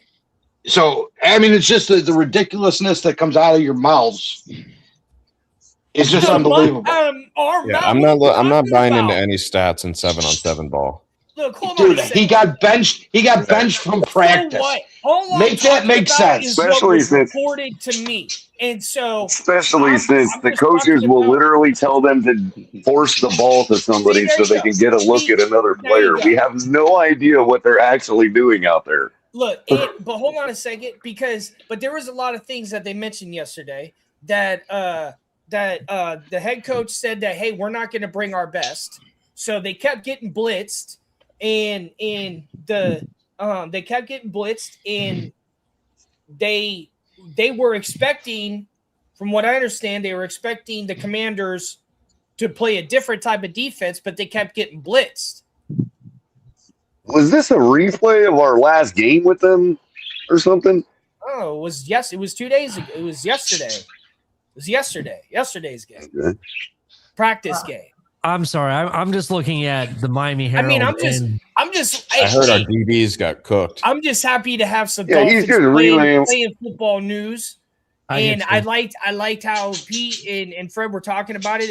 And then there was a couple other people that came on that I think watched it or was there or something. But it's nice to talk Fred with people that were actually there. Fred acts like morning coffee. Fred acts like morning coffee for them is a critical game. You know what I mean? I've seen Fred on Shake Show and stuff too. No, I like his takes. I didn't have a problem with anybody's take that was on there. Honestly, Michael K. In regards to Chris Johnson, the only thing I read is that he was nursing an injury, so that's why he was held. Where did you see that he was benched? No. I didn't see it. That's what they were saying on Pete's show. Oh, okay. I haven't heard. He didn't practice because they benched him from practice. Brents didn't practice either. The only thing I heard is that he was nursing an injury, so they kept him out because of that. Yeah, which makes sense. It makes a lot more sense. It makes a lot more sense than he was late for practice or late for a meeting, so they benched him from practice. Well, he was probably late for practice because he was being looked at by the team doctor, who kept him out of practice. If I have time, I don't know how much. I'd like to do an episode where we're listening to like an interview with the head coach or the defensive coordinator. We've had some good interviews. You can actually listen to him now, unlike with McDaniel. Oh, yeah, he just 500 ums. Yeah, that was another thing. I don't like to buy into coaches preseason. Have you listened to any of he knows what he's doing? Have you all listened to the interviews of any of the head coach? Yes, I have a few. What do you think of it? What do you think of it? Very impressed. Okay. Very impressed. He sounds like he understands how to get the most out of these players and the right way to play them on the field. Yeah, sounds like he knows how to win. He sounds like he's been with a winning organization. He's saying all the right things. Now I just need to see it in a game. Right, exactly. Well, okay, Ali, that's true. But again, we're talking about a guy that is saying those things. We're talking about a guy that's saying those things because he has been with the winning organization. So it's not like you can't back it up with record. Well, hold on. Do you feel that same way when they first interviewed Mike McDaniel? No, I never thought that Mike McDaniel would be taken seriously in the locker room or even be like. No way he could be with no experience. Creative genius, but like he did. There's no way he's communicating properly to these players. It's very cool. About it though. To be absolutely fair, the first 2 days of his on the job, the first 2 days where they were doing all like the press fanfare, it actually wasn't too bad. And then I don't know what happened from there. It was downhill where I couldn't understand anything he was saying, to be honest. You know what happened? He had rehearsed those same lines so many times to get his coaching job that he was still rolling off that in the maybe. I don't really know, but I'm just telling you. You're nailing it. You're nailing it, Joe. Yeah, it was everything he had prepared, to get the head coaching job, and then he ran out of gas on that. I mean, we'll see. I mean, if they lose tomorrow, I'm not going to be upset. But, no, I'm not either. I don't care about wins, losses in preseason. I care about what we actually see on the drives. I'd rather see the team just trying to work, just trying to make plays, and have just try to work on your skill. If we don't win, so what? But I'd rather see. I don't think there's any correlation between record in preseason and record in. You can still have a lot of completions. If anything, it's an inverse correlation, Joe, because the Patriots used to lose every single one of theirs every year. You're either resting your core players or. Look at that. And I'm sure Michael K can probably back me up, but during the Jim Kelly era, Buffalo used to lose all their preseason games too, compared to us. Every single one of them. Mm-hmm. Look at Jeremiah Love. 1-3 every single year. Hey, can I give a shout out to somebody real quick? Would you mind, Tonk? Yeah, go right ahead. Shout out to Steve. Steve and I were, hitting the desk and the tables so we would get Drew Aller, who today had 154 yards, threw 2 touchdowns, rushed for 1, and had 155 QB rating. Shout out to him in his start of his career. I wish we had Drew Aller, to be honest. And shout out to 4th and 10. They got a great show every week. I've been watching. They do raffles and stuff too. But Ali is one of the hosts of that show. Yeah, check it out. Having Drew, I like it. I mean, I like it. It's y'all. Y'all get into it. You got very specific topics, and when you talk about different teams and stuff, I like it. I like it. Yeah, man, we're just and every giveaway is guaranteed to not be rigged. I mean, if it was rigged for me, I wouldn't be upset. You were on it. You know, that's fine. That's fine. You got to be fair. Is on it. Everybody here, including Michael K, is on it. So don't mind me. What am I on? I wasn't paying attention. Yeah, don't worry, Mikey K. Don't worry, Mikey. The drawing last night on 4th and 10th. Fucking group chat. Oh, I didn't see it. I got to go back and look now. No, Vonjo and Vonjo won it. Edward won. Well, I want to see the picture though. Oh, okay. Well, all it is you mean of the wheel? The wheel, and it spun with everyone's name. I put all right. Never mind. I was too busy. I was making fun of Tonk and his laundry, clothesline. Yeah, trust me. We know what you were doing. I don't want to know what he's doing. All right, so hold on a second. I want to know what he's doing. Patriots Indianapolis is tied right now with 1 minute left. 13-13. It's looking pretty good. Patriots 1 minute left in the game. Who's I don't know who that is. Number 15 on the Patriots just threw it, almost getting a completion. But we might have our. Oh no, they end in ties, right? So you don't have overtime in preseason. No. Might end up in a tie. We might might have our first tie of the preseason. Who is that? Is that Tommy DeVito? I don't know. Is that for their hoop? What was his nickname? Tommy Cutlets? Tommy Cutlets, yeah. Which team? Yeah, which team we talking about? Backup, and he was number 15 sweet, with the Giants. Dude. Nice little screenplay. Yeah, I think that is Tommy DeVito. Which 19. Team we talking about? Patriots backup. Oh, come on. Patriots now? He was with the Raiders. No, he was with I don't remember where he went after the Giants. Patriots might be number one. I think I had them Raiders. at number one. I'm pretty sure I had them at number one in the division this season. Hey, just so you know, the Dolphins are favored tomorrow by 3.5 points. Color, I think you're thinking of what you're telling and that's not because they did shitty, and that's not because they did shitty. Yeah, it is. Why would they be favored? You're thinking of someone else. Tell me right now. Kenny Pickett or because Jaden Daniels isn't playing, so they're favored. Gardner Minshew, maybe. How are they going to be favored? Maybe it was Gardner. I'm thinking. Maybe it was Gardner. Maybe it was the Cardinals. I'm thinking of that had DeVito for a minute. No, he's only been with the Somebody else had him for a minute. He's only been with the Giants and the Patriots and members and stuff. I just really make that official. That's out of respect. Think of that, Jaden Daniels. Why would they be favored? LSU. Why would they be favored if they did a shitty job on Wednesday? Because Jaden Daniels isn't playing, Donk. Oh, okay. It must be Gardner that I'm thinking of. Then Gardner Minshew's been on like 10 teams. Yeah. Gardner Minshew is the Robert Ory of the NFL. Except he's like Josh Johnson, who is still playing. Johnson. Or he's like the Steve DeBerg of the NFL, of today's NFL. That Gardner Minshew has been on. He was with the Colts at one point. Robert Ory. Ali, look up Steve DeBerg, dude, who actually ended his career as a Miami Dolphin. That dude has been with everybody. He's been on 6 teams. George. No.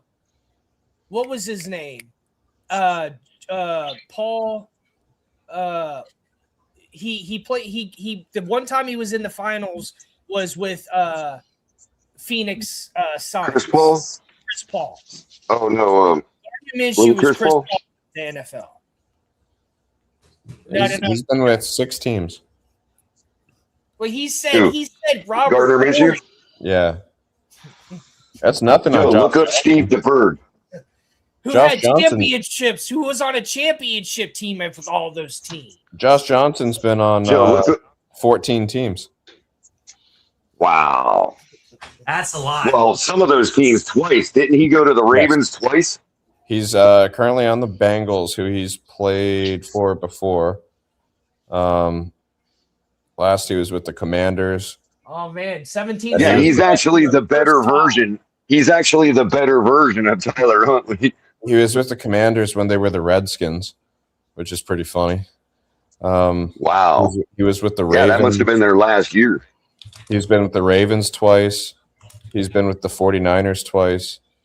He's been with the Broncos only once. The Ravens 3 times. Joe, look up Steve DeBerg.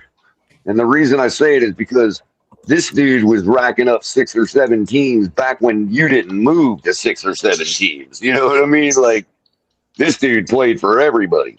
Tampa Bay, San Fran, Denver. Yeah. So, Color, Broncos, Bucks twice. The only run he ever made was in the 90s era when we had Marino and Webb and making a run in the early 90s. KC was making a run with Steve DeBerg. And then when he left there, they picked up Marcus Allen and then eventually got Joe Montana. And that's where you have the playoff game between Marino and Montana. Yeah. Also, Color, I just looked it up.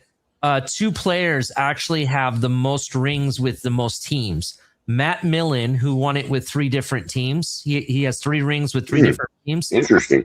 And the other one is I cannot pronounce the name properly, but it's Kenjon Barner. He was a running back. He has won 3 consecutive Super Bowls with 3 different teams. He was with the Eagles, the Patriots, and Tampa Bay. Oh shit, that's crazy! Wow, yeah, that is crazy. That was 18, He's 19, made a career out of hanging out. Yeah, that's exactly right. So he basically won 2 of them with the Patriots. You said no. He won it with 3 different teams. The Eagles, the Patriots, and the Buccaneers. Yeah, consecutively. What I was saying was, two of those were possibly with Tom Brady, and one of them was against Tom Brady. So it had to be Kansas City because Kansas City won between the Patriots and the Bucks. Hold on a second. Hold on. Tom Brady. Unless the Eagles, unless this is the Eagles Super Bowl one that they won previous to that year. Yeah, that would have been the one against the Patriots with Nick Foles. Yeah, that's what I'm talking about. So he won one of them against Tom Brady and won 2 of them with Tom Brady. Supposing that he was with Tom Brady in the Tampa Bay Super Bowl. That's what I'm guessing. Stand for in Roman numerals, Color? What does the L stand for? EL? No, 50. I think L's 50. Oh, that's 50. The L is 50. Okay, yeah, 50. So Super Bowl LI. Yeah, he won it in 52, 53, and then LV is 55, right? No. No. L is 50. The number 50, not the year. Yes. Yeah, I'm talking about the number 50. The number of the Super Bowl 50. He's saying he won Super Bowl 55. Who's that? He's saying he won Super Bowl 55. John Barner. I'm thinking you're talking about Millen. No, Millen won it in what? He won. Let's see. Like here. The 90s. The 90s with somebody probably. Yeah, but Ali, that confirms that he won 2 of them with Brady and won 1 of them against Brady. Mm-hmm. That's crazy. That is crazy. I didn't realize it's one of those odd coincidences. That's all. It's like the guy not only has the record for most consecutive Super Bowls with different teams, but to also have it like that, with 2 of them won with Brady and 1 of them beat Brady. So we got a timeout here. 1 second left. 13-13. Colts. New England. Are they going to go for a field goal? Just go for a fucking tie. Why? What's the? Because they want to end it. Oh man. Where's the ball? Aiden O'Connell had a 41-yard pass after that missed field goal. Shit. By the Cardinals. Yeah. You know what? That's the guy right there, Joe, I was thinking of when I was thinking Tommy DeVito. It was Aiden O'Connell, yeah. Oh, yeah, they're going – oh, no. So I guess Mendoza's done for the day. So he finished 10 for 16, 97 yards, and 1 touchdown. So he's starting right out of the gate. That was the most ridiculous timeout. He might play one game, dude. Putting the players at risk. You for 1 second left, just in the fucking game. Kirk Cousins had the first 2 drives, I think. Who called that timeout? Whoever did he? Okay. Oh, they made him play though. Whoever called the timeout, the last 1 second of a fucking school, the first preseason game, 13-13. What are you fucking doing? What are you doing? They're trying to buy time for Kirk Cousins to spill his toe on the sideline. Do a fucking Hail Mary in a preseason game? Just end the motherfucker. Who gives a shit? All right, gentlemen, I gotta step away. You guys have a good night. All right, I'll be joining me. Thank you. But just like, come on now. Like, look, you want to win, but like, what the fuck are you doing? Let's get the fuck out of here. Talking about timeout with 1 second left. We don't want to tie in a preseason game. We don't. What the fuck? Well, why not try a play that they might have to play in regular season? I mean, all right. I guess so. Exactly. I guess so. All right. Or maybe some trick, crazy, stupid play or something, you know? I mean, that they've been trying to practice. It didn't look like maybe they did need the practice because it didn't look good. And it looked like it put the quarterback at risk more than the play itself. Right.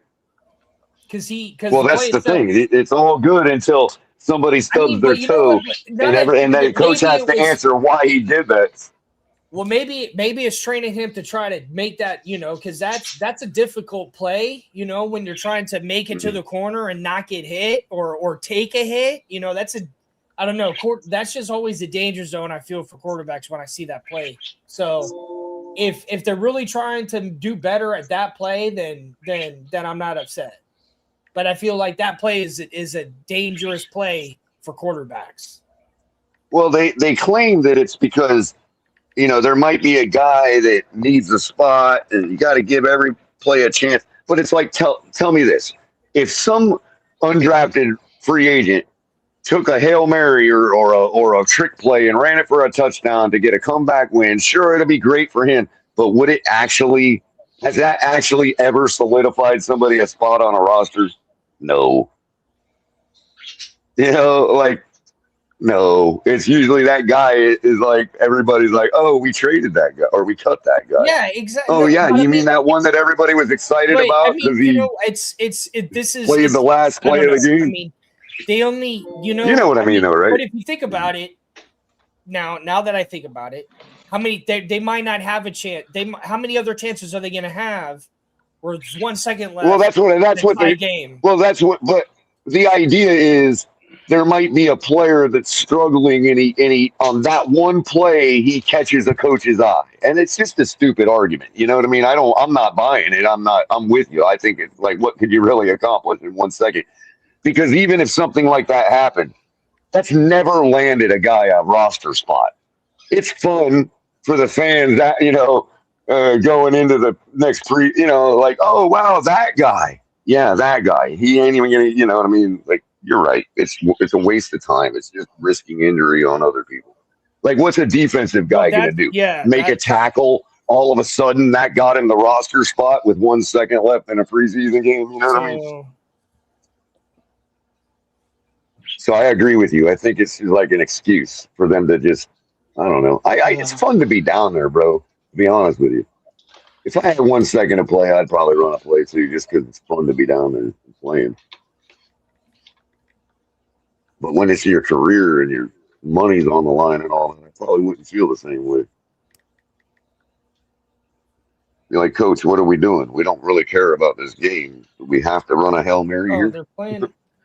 How many games? There's only. Can we just try to kick a 90-yard field goal? There's only one game live right now, right? That's the Niners in Tennessee, right? Uh-huh.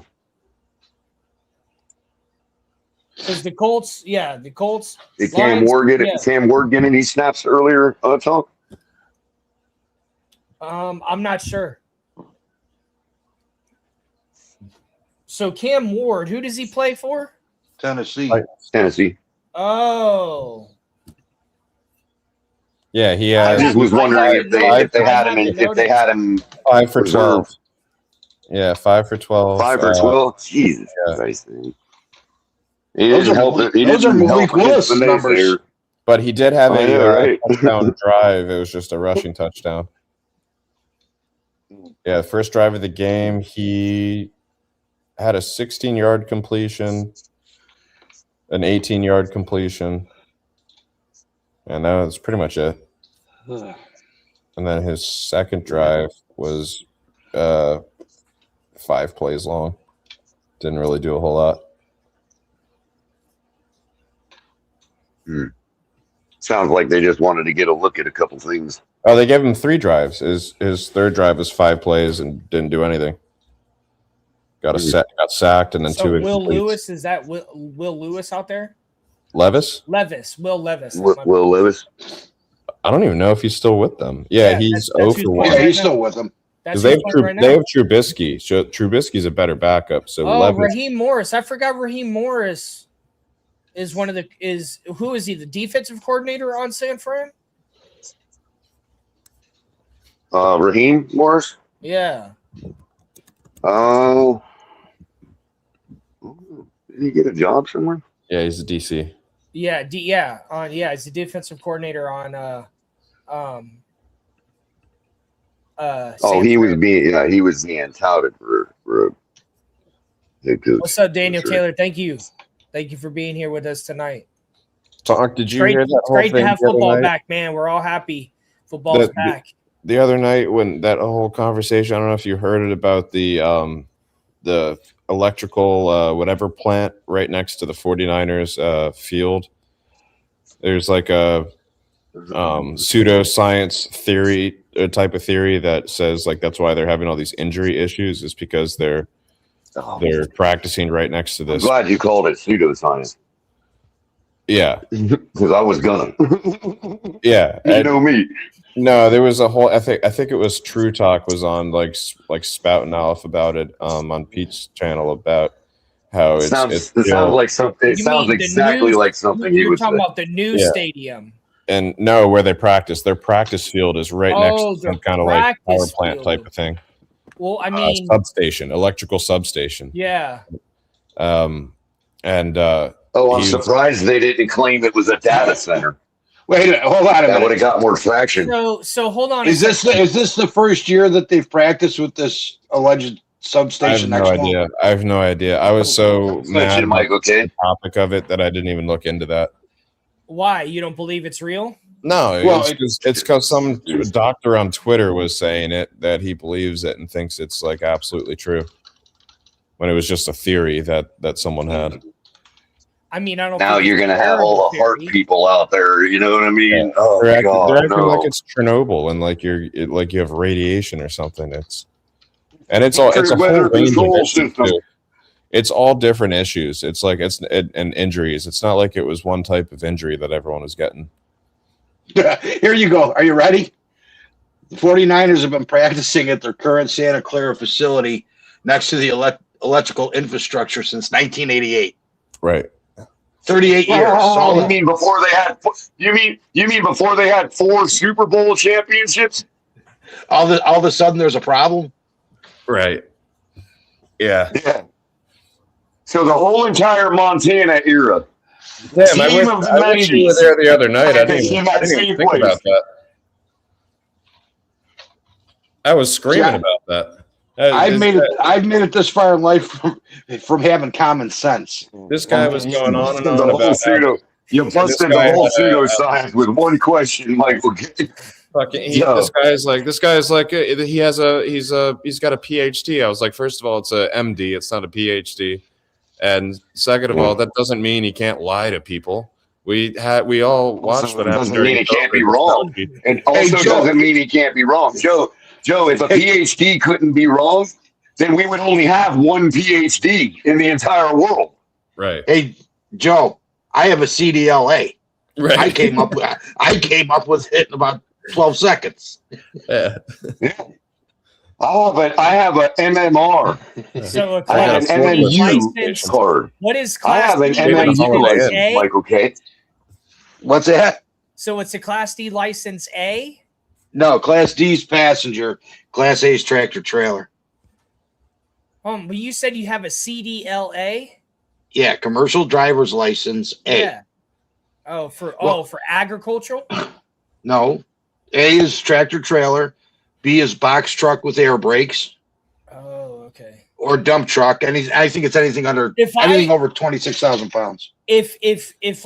If I have to switch careers someday, it will probably be at the same time that I move to Florida and be a truck driver and get my Don't do it. Oh fuck yeah. Why?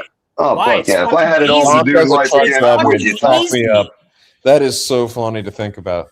It's fucking easy. I mean, I'm with him, dude. I would do the same freaking thing, man. Just see a different country for your whole life. Imagine seeing Don hop out of It's fucking easy. But hold on a second. It's not. It's, I know, right? With one of those spring-loaded seats. Hold on a second. No, they're air seats. Donk wants those lot lizards. No, we still you can. So that's the good thing about sustainability. You can have a lot of it in areas.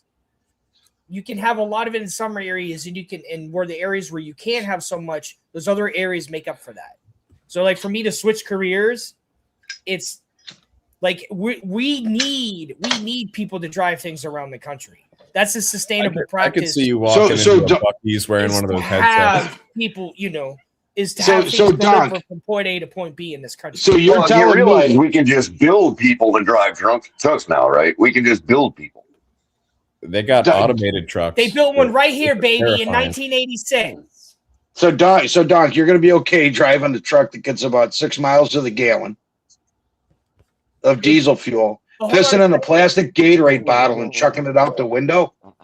If I switch careers, there's a big reason because of it, and that's the ease that I don't want to go. I don't want to go. All them rubbers thrown out on the side of the road. I don't want to go have to be a teacher and have to be up super early in the morning and standing there. If it's just easy. It's easy for me. Driving is super easy for me. It's one of the easiest things, and I grew up driving tractors and big trucks, and I drove across the country, towing my fucking car.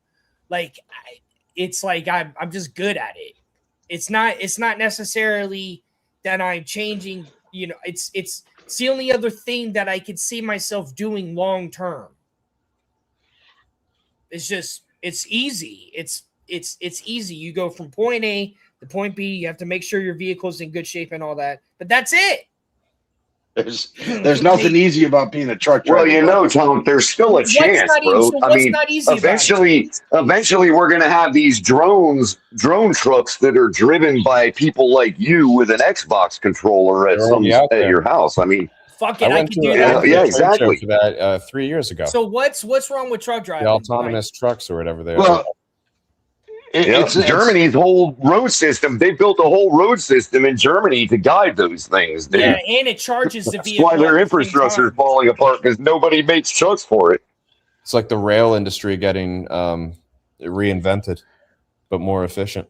Because Florida is flat. Well, actually, it's more like Joe. It's more like back in the day when they changed the standard width of a rail. And all the people with the skinnier rail were cut out of business because nobody was making box cars for those anymore. I've driven all over the country, and if I had to drive something big and heavy, Florida is where I want to drive. In that traffic. Who gives a shit? I'm being paid to be in the fucking traffic. Not necessarily. You're getting paid by the mile. You don't get paid by the hour, bud. Oh well. Yeah. Oh well. Depends on what kind of gig you get. If you're doing your own loads. Hold on, I want to hear you say it. Like, what are the disadvantages? What's so bad about it? Tell me. Well, no, if you got paid by the hour, if you were a day cab driver, so you're home every night sleeping in your own bed, yeah, maybe you could make decent money. But I wouldn't want to be someone that drives all the way up to Atlanta and shit, or to North Carolina. You get paid for the job, basically. If you're talking about driving for like a company. Yeah. Where you're just a part of a union, right. Where you're just clocking in. You get paid the faster you get it there. Yep. Yeah, I have friends of mine that are truck drivers. And if you get bad traffic, that can cut you out from getting another load in time. Yeah, but hold on, Florida. You have limits on how much you can be. You have limits on how long you can be on the road. Florida cares. Florida cares. These are laws, right? Aren't there zebra laws? Interstate system. Yeah, there's you can drive for 11. You can drive for no more than 11 hours. Yeah, so you can't be on the clock. Anyways, instead of getting multiple loads, you might blow that all on one load that you're transporting because you're stuck in traffic, or you got to a warehouse and they weren't ready, and you're burning your time waiting for them to load the truck up. I own the place I'd be living in Florida. I own, so like I'll be able to live super cheap because like you'll be living in a truck, Donk. My career, but hold on, if I move back to Florida with what I do for a living. If I wanted to be someone in the field, I would have to drive diesel into the. I would have to drive all around Florida, anyways. Like when I started at 3 in the morning. When I lived in Florida, I had to drive all over the place to do work. Okay. So you're saying you're used to it. Trying to drive in anyways. If I move back to Florida, so I'd rather just do one day of driving than have to be in Jacksonville and then fucking Naples and then Miami. I don't know. I wouldn't do it, man. People are so fucking shitty at driving. You have to be. And that's the other thing. That's the other thing. Alert at all times. You can't control the people around you. That's what insurance is for. Well, that's the problem. People. I've driven a big ass truck across the entire contiguous United States. I was absolutely fine. What's a big ass truck, Donk? A big fucking moving truck and towing a car. Like a 40 350 van? A fucking, it was big. It's big. Well, like a U-Haul? And I was towing, and I was towing a car. Much different. I brought this couch across the fucking country with me. And this table. There's certain roads that you can't even go on with a trailer, and or that you don't want to go on. Right? Yeah, there's certain roads at the wrong hour. If you miss a turn, you're going to completely fuck yourself by like several hours just trying to get back around and go. I know. I've dealt with that in Seattle. That's why I like it down there, because it's the driving is just perpendicular. It's all perpendicular down here. Perpendicular. If you miss the exit, miss your road, just hit the next one. It's like 2 miles down. I think you're better off doing like Uber kind of stuff. Yeah, Uber, you don't make any money. What I could do is I could do Uber Black, buy a nice SUV and do Uber Black, and that's what makes the most money. Yeah. No. If I was to do it all where over, where you're driving from like Miami International up to West Palm and back and forth for people, you know what I mean? Like all day long. But it's just like regardless, it's still fucking driving. I just named 3 different things, for me to transition back to Florida with, and it's all driving because it's just. But it's not just driving. You're driving a 75-foot rig. Yeah. On streets that were made for vans at the best. You're sleeping. You go into Philadelphia, dude. I remember the one guy that I was driving with. We were hauling steel, and he went into Chicago, and there was illegally parked cars, and he couldn't make a turn. The cop told him to run the car. Blue collar statement, by the way. What did the cop tell him to do? Told him to run the car right over. Was that joke? That sounded like it was straight out of a movie. We were hauling steel. I'm not complaining about that. I'm dealing with it, but I'm not complaining. Did you stop by the arm wrestling tournament, Michael? Michael K was the backbone of America. Think about it like this. You know what? Over the top, Joe. He stopped at the arm wrestling tournament in Florida. Is that they have a pound? It's pound FHP. It's pound FHP. Highway Patrol. Yes, Florida Highway Patrol. But like, if you see a mattress, the fuck would you want to dial that for? Because if you're driving on the interstate, you see a mattress or a fucking chair or a broke down car or people walking. Instead of having to call 911, you call pound FHP and they send someone out way faster than a cop. Here, you have to call the cops. I don't know. It's not an emergency. I'm broke down. I mean, no, I don't need. It's different. Can also put that on the app. We shouldn't have regular cops dealing with interstate stuff. That should be a separate entity because it's just. Well, we have the road ranger down here, don't we? Yes, we have the road ranger. Well, yes, but also FHP it's the cops. It's the I guarantee there's not one trucker that's calling. Maybe that's what you can do, Tonk, to get your fill of driving is do the road ranger. Be the road ranger, man. Calling it out on the CB radio. You mean they don't even have? You know what, Doc? Joe, they don't even have CVs anymore. Half the truck drivers don't even speak English. Cell phone. Yeah, they don't even have headsets on. They got the headsets on and they're just on the phone the entire time they drive. Yeah, and they don't speak English. It's amazing. All the Russians. There's some kind of group chat they all fucking join now instead of CVs. No, they just talk or they listen to the radio. You know, they listen to the radio through their headsets. Man, you're like, yo, can I get it? You're like, yo, can I get a northbounder and a fucking some dude up in the Arctic? It's like some Russian guy's like, yeah, what do you need? Hold on. You should do that content creation as a truck driver. Dog. Yeah, but hold on. The Bible, the Quran, the Torah. What are you talking about? Hold on. And then I read the book, the Gilgamesh, the Epic of Gilgamesh, and I read Gilgamesh. Oh, you're and right. I read the book of Enoch, and now I'm on the Hebrew Bible.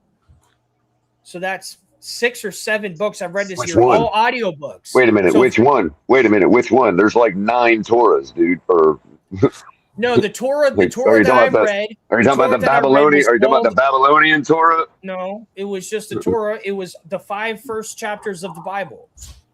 It was basically. Right, but I'm saying there's like 9 different Torahs, dude. The one that most people are talking about. The one that most people are talking about is from Babylonia. The one that was in Babylonia. You mean? If I'm. There's like a few different Torahs. And when the one that everybody recognizes is generally the one that was found in Babylonia. I don't know. I just looked up the Torah. I'll tell you right now. No, I'm just saying that's what I learned. I don't know. The Torah, the complete where I learned English was correct edition. or not. The Torah, the complete. Or maybe it's the Talmud. Maybe I'm thinking of the Talmud. That might be the Talmud because the Torah is the 5 books of Moses. It's not anything else. Right. Besides just the 5 right, books. The Torah. Okay, so the Torah is what they found in the Dead Sea Scrolls. No, they found the found more 5. than that in the Dead Sea Scrolls. The Dead Sea Scrolls. Well, I know they found more. The Dead Sea Scrolls. I know they found more. The Bible than the Torah. The Dead Sea Scrolls is what I'm going to read next. After I'm done, I'm reading actually the Hebrew Bible right now, and I really, really like this one. The Hebrew Bible is dope. I'm going to read the Dead Sea Scrolls next. The Dead Sea Scrolls is just like the Bible. It's basically the. Then you're gonna move into all the Gnostic texts too. You already did the Book of Enoch. You're gonna do the other Gnostic texts too, like Book of Jude, the Gospel of Judas, and the Apocryphon of John, and the Gospel of Timothy, or not Timothy. You know what's cool about the Epic of Gilgamesh is at Thomas, the end of Gospel of Thomas. At the end of the Epic of Gilgamesh, he meets Noah. And talks, and so this was after the flood because it was in Babylon. Historians now think that the Noah story is a revised version of the Gilgamesh tale, like it was taken from that or inspired, like the root of it is from the Gilgamesh, because there's like several flood myths around the world. And the idea that he had to build a boat, save his family, carry some animals. That's all from the epic. All the foundation of Noah's Ark tale is from the Epic of Gilgamesh. I never understood that. I didn't take that from it. I took it as him. I know you didn't take that from it. You may not have, but that's what historians have taken from it recently. Like that's what they say now. I'm just relaying. Hold on a second. This is I'm very glad that he just said it. Historians don't always know what they're talking about. There's so many things that I've learned from actually listening and reading the Bible. Then they don't talk, like, first off, they don't even call in the Bible, they don't call it hell, they call it Hades. It's a Greek word for the underworld. But the Quran calls it hell, but there's just like nobody calls it hell. Hades. Hell is actually a Norse word, but like meaning the underworld. It's hell. Stuff I've learned is different than the way people project things. That's a big reason why I've actually reading these books is because I want to be to the point where you can't I want to be so you can't tell me, I'm telling you. You know what, Doc? Why don't you read Football for Dummies? What? Football for Dummies? What's for dummies? Wait, what? I said dogs should read Football for Dummies. Football for dummies. Actually, I got the first version of that before the Dummies series came out. Michael K. When I was a kid, I got this book for Christmas, and it's called where is it? The other it's one called I want to read next Play is Football the NFL Way, bro. I want to learn a little bit more. Like Daniel LaRusso learning karate, bro. It's like a whole book of football. Some of the reason why I've read the Book of Enoch and the Epic of Gilgamesh is because I'm trying to learn more and more about the Tower of Babel. Because Ezekiel said that when he saw God was in some kind of machine. I'm thinking he saw a UFO. I think he saw aliens. I don't think. We're going down the Anunnaki trail. Woo-hoo! All right, hey, you should talk to Sharif, man. Because why would he show up in something that looks like a vehicle? God doesn't need he doesn't need machines. Why? Okay, but why would? But Tom, hold on. But whenever they talked about angels, they had eyes and wings. They didn't have machines. Okay, but I've got a sculpture for a starship on my desk, bro. That don't mean we had starships. Because anything that came out of the sky, they thought were angels. They thought was heaven. Like they didn't know. So if it was, we know they thought that though. See, we're doing the same thing we were saying historians. How do we know they thought that? Maybe they just thought, hey, one day we could probably travel up to the stars in the heavens, and this is the machine that the vessel that it would look like. I mean, they could have come up with those ideas just the same as we come up with space travel. I don't know. I say it because that's what I would. That's what I would probably think. Fair enough. I'm not saying your interpretation is flawed. I'm just saying that, I think we underestimate the imagination of earlier humans. You know what I mean? So I think that finding a little guy in what looks like a plane or a spaceship is no different than if they dug up a DVD 1,000 years from now or 1,000,000 years from now, and they're like, well, it seems to have these etchings in it, and if we direct light at it a certain way, it'll show us an image. And they do it because they didn't find the DVD player; they just found the disc, right? So their scientists analyze. Hold on. Their scientists analyze it, and they're like, "Well, if we shine light on it a certain way, we can read the information on it." And they play it, and they're like, "Wow, these people had space travel because they found a Star Trek DVD." You see what I'm saying? Okay. But I don't believe. I'm just giving a plausible explanation that isn't they were visited by aliens. You know what I mean? That's all. I'm not saying you're wrong or I'm right. I'm just saying that that's the alternate objective explanation. You know what I mean? I'm not trying to argue with you, Tom. Really, I have no idea. One of the reasons why I started going on this road is because it was in the 90s that they pulled a dinosaur out of the ocean. They pulled a dinosaur that looks like the Loch Ness Monster out of the ocean. It's the plesiosaurus. It's the plesiosaurus. Yeah, that's it. But it wasn't. I grew up loving dinosaurs and wanting to be a paleontologist, and I always thought everything was, 65 million years old. But you can't pull something out of the ocean that looks like it was dead 100 years ago or 50 years ago. Yeah, but I've never heard of what you're talking about. I have never heard of what you're talking about. So listen to this, right? Listen to this. They pulled one out of the ocean, a dead one, and they have actual tissue from a dead plesiosaur. Yeah, dead plesiosaurs. They pulled it out of the ocean. And they have tissue of dinosaurs. So what? That's where was this on the news? Like this would be like major news, dude. They try to dude. You know, there's a museum in this country that has giant bones in it from giants that were Is that Ripley's? That were no, the ones from I can send the you this giants in like information. Afghanistan or whatever. So you're a person that likes physical Yeah, evidence. the right? Elohim or whatever. I'm very similar. Nephilim. So look, I like physical evidence. If you show me it, I will believe you. And so that's why I've gone down this road of religion and stuff, is because they showed me these things, but it was through religious videos that they were showing these things. The video that I saw of them having elastic dinosaur tissue was called the Ark in the Darkness. I sent that video to you, caller. I sent that photo. Did you? Well, I'm gonna. You know what? I must have not clicked on it because I have to see this. No. It's just a photo. Look, Google it. It's on. If you have Tubi is a free internet site. You can I'm have familiar it on. With it. Yeah. It's called it's on there for free. Sounds like a porn site. It's called the Ark in the Darkness. Watch it, dude. They'll show you. You'll see the video, and it might be in Illinois or Indiana. There's a museum that has giants bones in it, and they keep this information. They don't popularize it because they don't want people.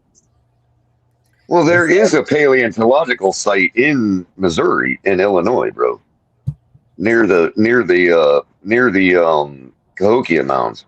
I never hear news about archaeology as it is. Like, I have no idea what I know, right? I forgot. Well, actually, Joe, because we were stymied for a while. You know what actually unlocked a lot of the new stuff we found is the Iraq War.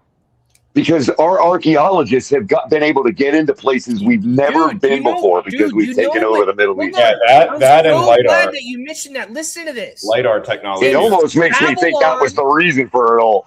You know what I mean? You said it, Color. That's why Babylon is in Iraq, and Saddam Hussein was attempting to rebuild the Tower of Babel. It's been documented. Yeah, and what do you think one of the historical sites? And what do you think one of the historical sites that Al Qaeda destroyed or ISIS destroyed? Petra. Yeah, Talk. When you say that, one of the oldest cities in the world. When you say it's been proven he wanted to do it, is there a proof of why he wanted to do it? Like, was he just making a fancy building? No, because he believes that he can contact whoever they were contacting with it. That's wild, though. Is that proven? That seems far fetched. What is proven? That Saddam Hussein was trying to reach out to aliens with the Tower of Babel? Yeah. Well, not proven, but definitely plausible as a kind of a nutcase he was. I don't think they have a confession from him, but like it's. I think everyone's just so scared of him that they're like, yeah, whatever, whatever you say, Saddam. This was the first time, bro. Let's go get some. This was the first time we went to war there with H. Bush. Kuwait war. We didn't go into Iraq. Desert Storm. Right. That's not Kuwait. Well, we didn't go into Baghdad. I think we barely got into Iraq. We still had a war with Saddam Hussein with the first Bush. Right. Excuse me. Right. We didn't go into Iraq. We liberated Kuwait. I don't think we went in. We might have just got inside, but we didn't march on Iraq. No, on Baghdad or anything. No, we left. That was why everybody was pissed at Bush Senior. Because he didn't do the job. That's why he lost re-election. Maybe it was. That's actually why he lost re-election. I don't know. I know it was when one of the Bushes was over there. It might have been the second. Yeah, we just liberated Kuwait and left. I think he was trying to rebuild it and communicate with whoever they were communicating with. I should say that's why Bush's constituency was pissed at him and why he didn't get anybody to turn out for his re-election. A lot of it is there. We wanted everybody, even people on the left wanted us to finish the job there, dude. It was a good war. Everybody loved it. It took like 30 days, you know what I mean? And we could have easily taken Iraq at that point. But Bush was like, no, I promised that it wasn't about all that. It was just about liberating Kuwait. So he left. And then we ended up having to revisit it again.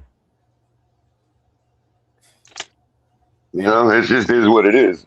I mean, I'm not like relitigating the whole reasons we went into Iraq and all that, but yeah, I am still part of the 28%. Everything I've learned, I've tried to learn as much as I can about the Tower of Babel. I think it's the most fascinating part of the Bible. They don't talk about it very much in the Torah, even though it's in the book. Well, that's what we're trying to build again. We're trying to build it again, Tonk, with AI, bro. That's what we're trying to do. Build another Tower of Babel. Yeah, but that's not gonna. That's not. It's the communication device that allows all nations and cultures to talk to each other. It's why we named the Bluetooth technology after Harold Bluetooth. One language, because of the one language is what you right. We can all talk to each other, and there's one voice, and that's the AI's voice. Messenger. Right. I got 10 people. Mikey Ko sent a picture of me looking all buff. I got 10 people looking at it. There are still those that think if we all come together, all 7 billion of us, and can understand each other, that we can take out God. There's museums there's museums that have dinosaur footprint, a dinosaur footprint stepping into a human footprint. When I find that video again, how is that even possible? Because we lived at the same time as dinosaurs. But wouldn't the dinosaur footprint just smash the human footprint? Well, no, it was like, let's say you're talking about little dinosaurs. You're talking about little dinosaurs. But the majority of the dinosaur's footprint is here.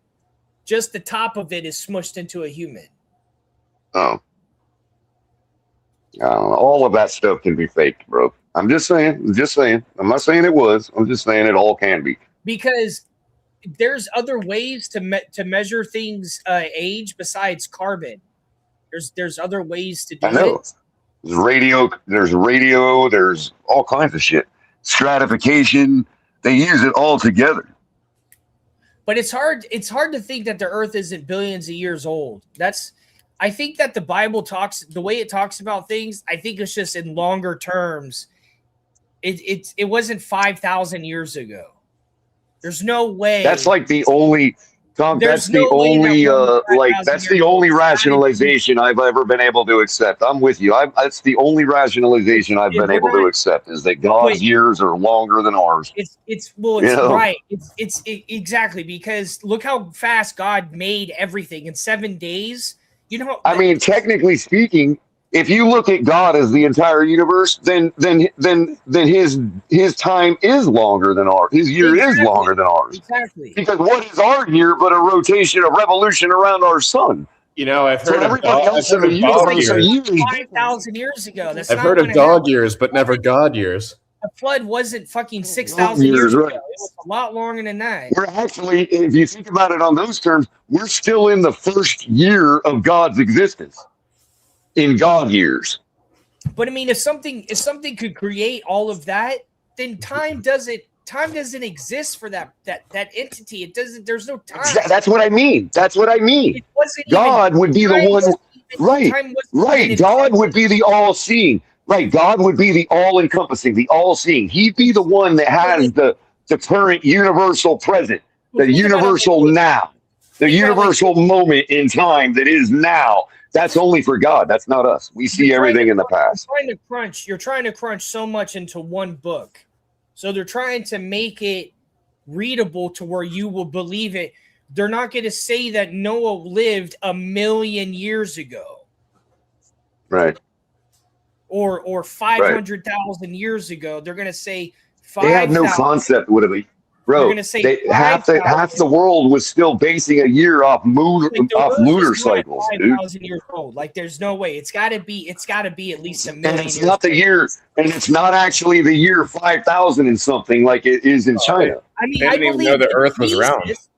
I believe that Jesus lived 2,000 years ago. Actually, and Muhammad was born 500 years after that, and that stuff. But like, when it comes to the Book of Genesis. And leading up to there were a bunch of flat earthers.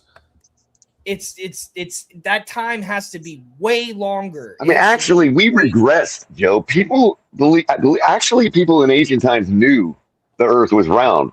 We just didn't know it in medieval times. We forgot that. What do you mean? Like, but people actually did know. Stars?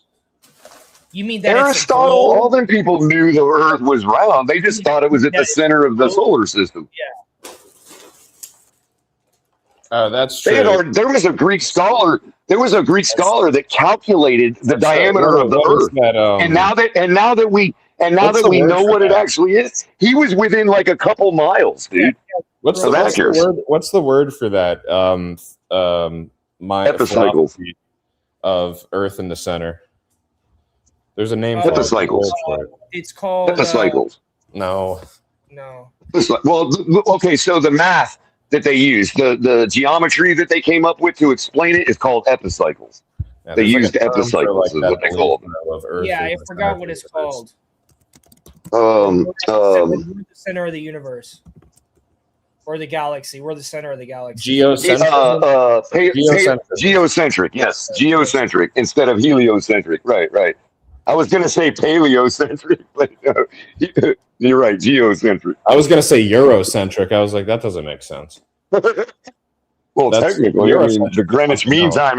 Greenwich Mean Time is in London, so I mean, technically zero. Eurocentric is like a societal thing, right? Like Eurocentric versus Afrocentric.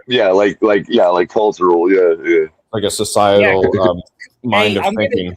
I don't know when I'm going to do it, but I'm going to. I would call you Eurocentric. I would probably call you Eurocentric, not without insulting your patriotism. I'm not trying to do that, but I would say you're probably Eurocentric and Afrocentric.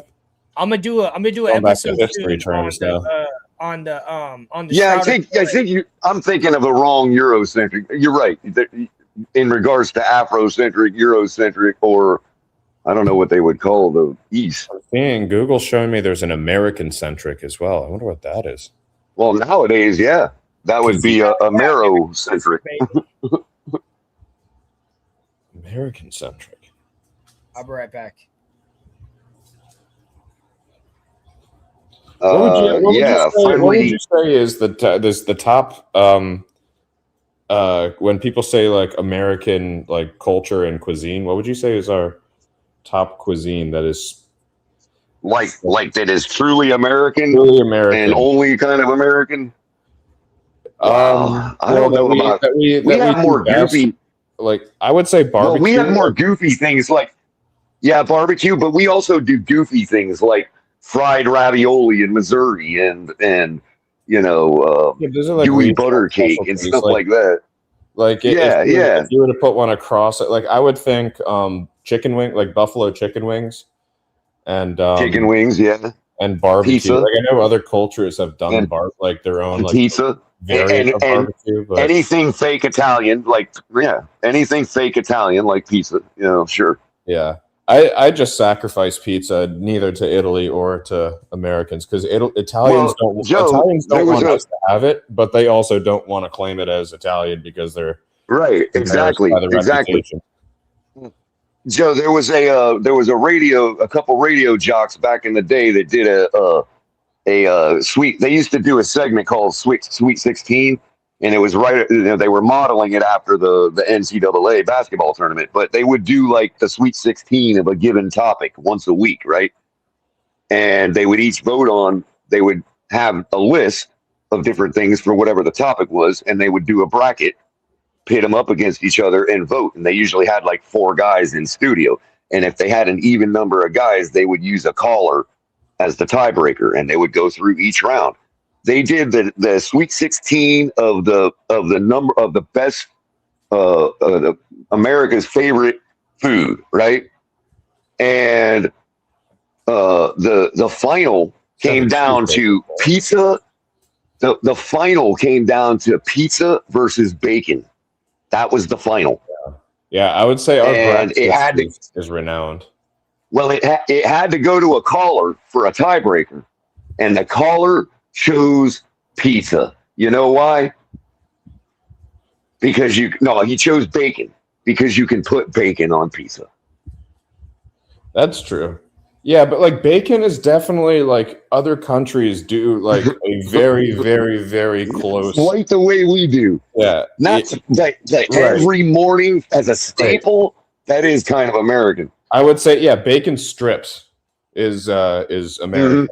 Right. That same part. And as a staple every morning, like you don't like you could go to a German cafe and not see bacon on the menu. You know what I mean? Yeah, no, I'm with you. It's one of the things I look for when I travel. I make sure I can have an American breakfast because it's superior. Right. Like that's but have you ever been to an American cafe without bacon on the menu? No, but it's not like that part of the pig other cultures are just throwing out, right? Like they have like crispy pork. But the way we have culture, the way we venerate it, is what I'm saying. Bacon, you know what I mean? Yeah, you could argue bacon is Canada's claim to fame besides maple syrup. Right. Or poutine, which is fucking overrated. And as long as it ain't a domestic animal, I'll eat basically anything. Yeah, I don't know. I think it's good late over there. I think you could say hamburgers, even though they have their name, cheeseburgers. Like even though the name hamburger comes from Hamburg. Hamburg, yeah. I think you could still classify a cheeseburger as a very fucking American thing. Well, didn't it actually come from the American town named Hamburg in like Kentucky or Indiana? I thought it was like sailors coming over from Germany or something were like folding bread and eating like meat in between it or something. And the hamburgers, those are hamburgers that do that. Right. It was something like that. Or it was like the Americans spin on like what the Germans in the German language, you would call somebody from Hamburg a hamburger. Yeah. Yeah, I don't remember what the backstory was, but it's not more than like the only thing German about it is the name. So I would consider a cheeseburger a very American thing, especially with McDonald's and the dominance that McDonald's has over the world. Burger King. Yeah. Yeah, I would say, and so chicken wings, burgers, and I'm biased because these are like foods that I like as well, but like. Barbecue. You know what? I just thought of it. I just figured it out, Joe. Number one, all American. I got it, Joe. Number one, all American. It even comes in the form of our sesame seed bun for our hamburgers. White bread. Yeah. That is American. There is nobody else that has white bread the way we have white bread. Yeah, but you could argue like that is a completely American invention. Like very good. It's close, but that's truly sourdough. White bread is not sour. Cuban bread is very good. Well, Cuban bread is really close to French. I love it, dude. I freaking love Cuban bread, bro. It's really close to French bread. It's a sourdough. Cereals are a big thing that are very American. Cereal, the way we eat it for breakfast. Yeah, that was one of the things that they're British. There's a British YouTube channel that talks about things he discovered about America. You know, one of those. We had the farmland. Cereal was one of them. Pouring milk in a bowl and cereal. Yeah. That was literally invented by Kellogg's.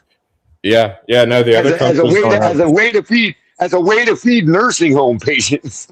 I fucking love cereal. Cereal is like my favorite. Yeah, that is probably my favorite food. It's probably the food I eat the most. It was a byproduct of something else they were making. And they're like, oh, if you put milk on this and eat it, it's a great food. You know, and it can be relatively cereal grains can be easily grown. Nowadays cereal is just so filled with fucking bullshit, but you can get if you get some you can have healthy cereal. Oatmeal. I like to eat a lot of oatmeal too. I don't fuck with cereal anymore. I retired it. I would say also. Like, I don't fucking think so. There's dude. more of a. It's not so much a thing. I don't want to be let down. It's not so much a thing, Joe, as more of an idea. Man. Damn, I forgot what it is. If I eat a bowl of Lucky Charms and it doesn't hit like it used to, I'm gonna be sad. So I've retired it. I've retired cereal. No, I know what I was going to say. Rice Krispies because it's like it's the most. It has the like they got. I've been just most concerned about no artificial no artificial colors Right. When you said barbecue, Joe, if you were to change that to grilling in general in the backyard with the cookout, that's American. It's so American that the Germans actually do it on Sunday with their food, with their brats, because they want to be like us. Yeah, you know what I mean. And also, hot dogs. The other thing is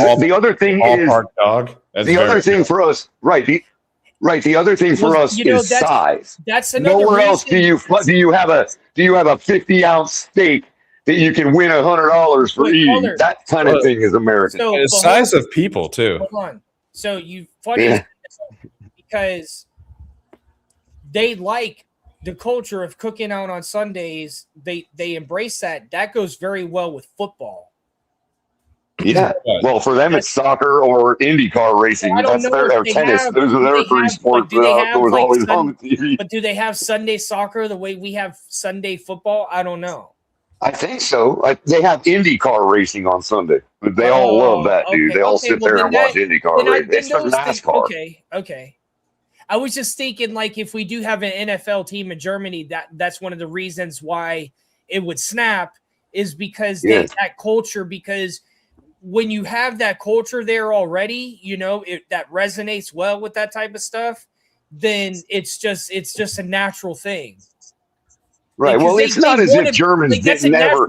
I mean, Germans invented cooking. I mean, I should say ancient peoples invented cooking over fire. It's not like we invented that per se, but the way that they sit around in the backyard, shooting the shit, grilling on the grill, putting it in buns like we do, that whole experience is American. They're mimicking that. That's not how Germans cook on the grill. You know what I mean? Yeah, they'll grill, they'll use grills, but they don't like the whole sitting around outside and South America does that though. South America definitely grills out with the whole asado. Yeah. Well, like America, but they're American centric, remember? But they would fall under American centric, Joe. That's what I meant by when you said what's American centric. Well, you would include all those Latin American and Canada countries that live sort of the way we do. Because I'm in my courtyard in my neighborhood. All these people are mostly Cuban, right?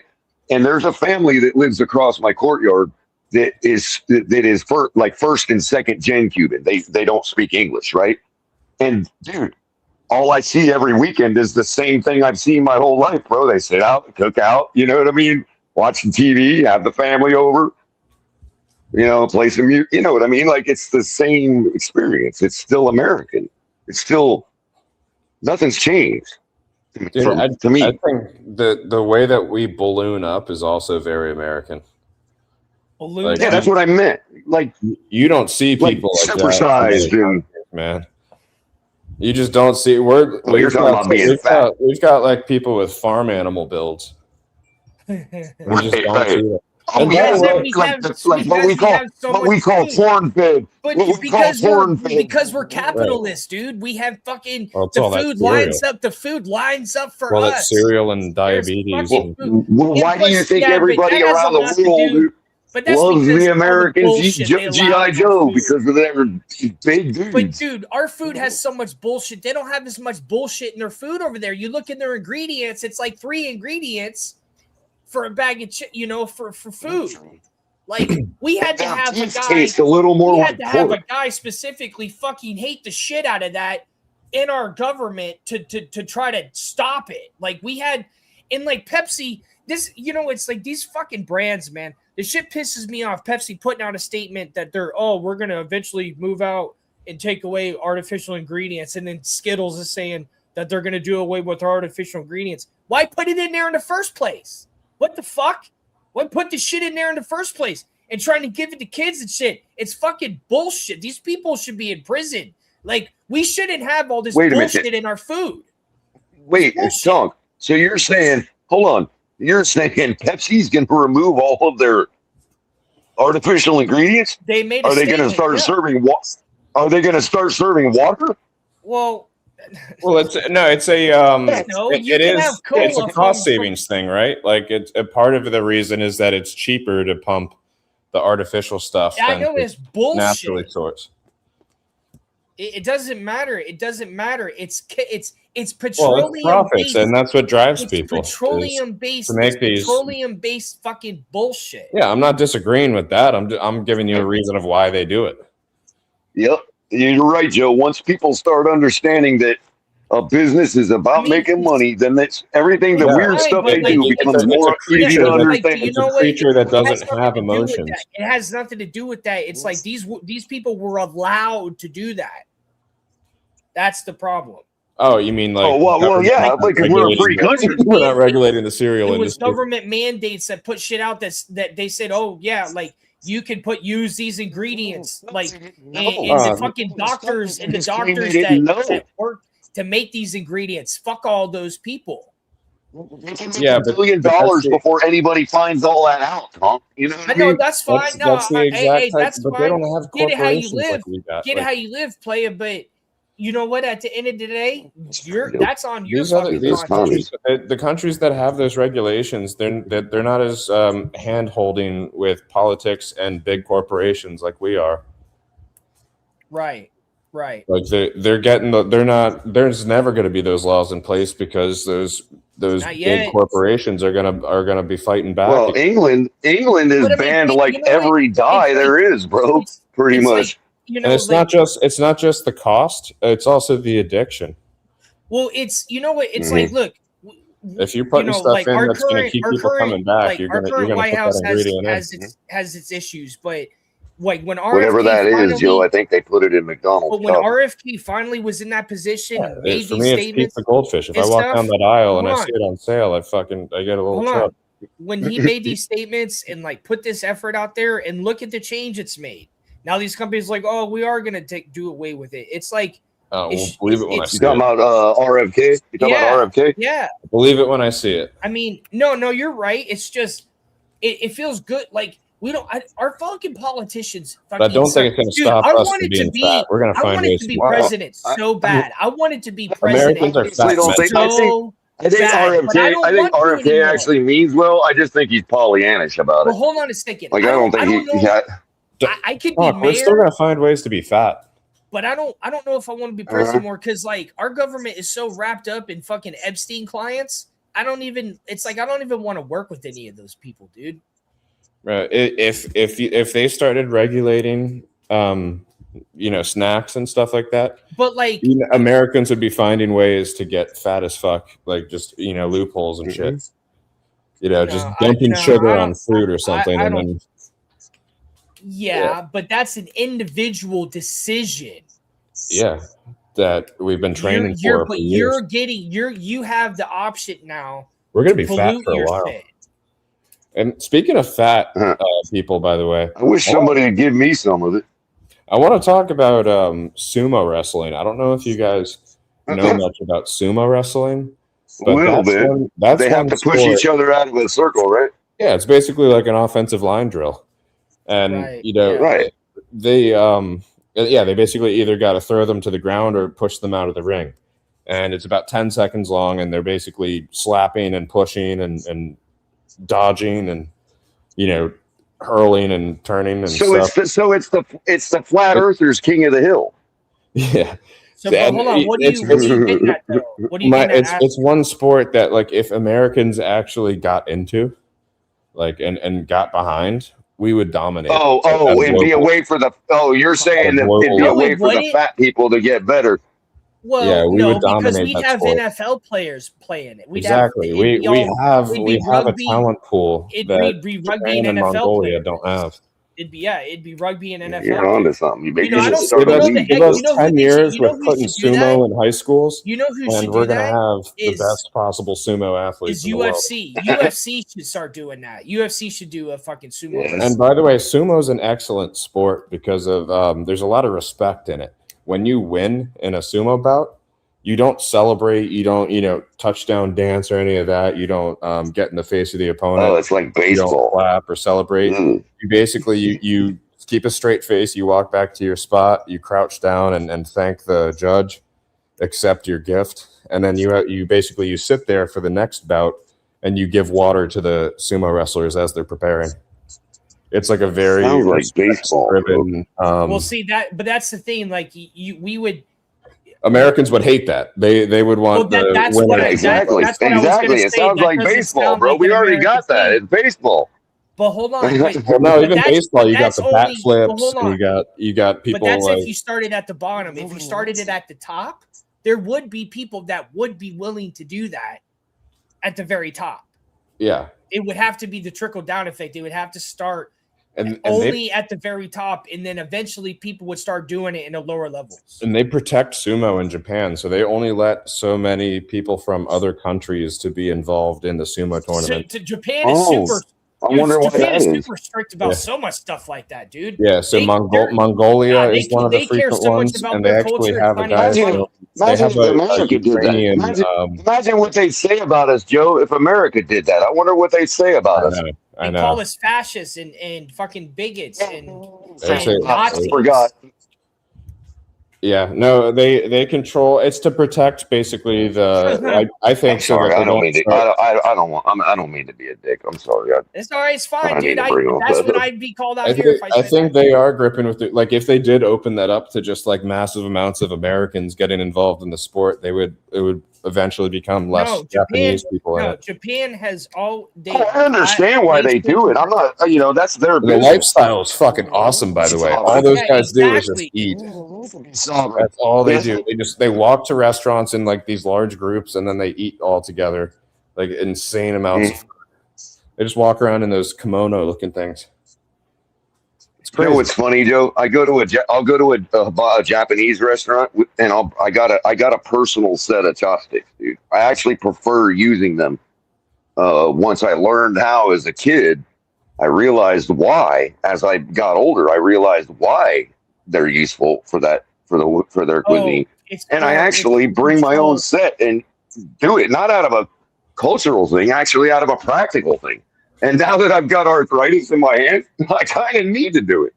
But it's really funny because I'll walk in there with my personal set of chopsticks in its little sleeve, pull them out on the table, and everybody else in the place, all Japanese people, they're eating with forks and knives.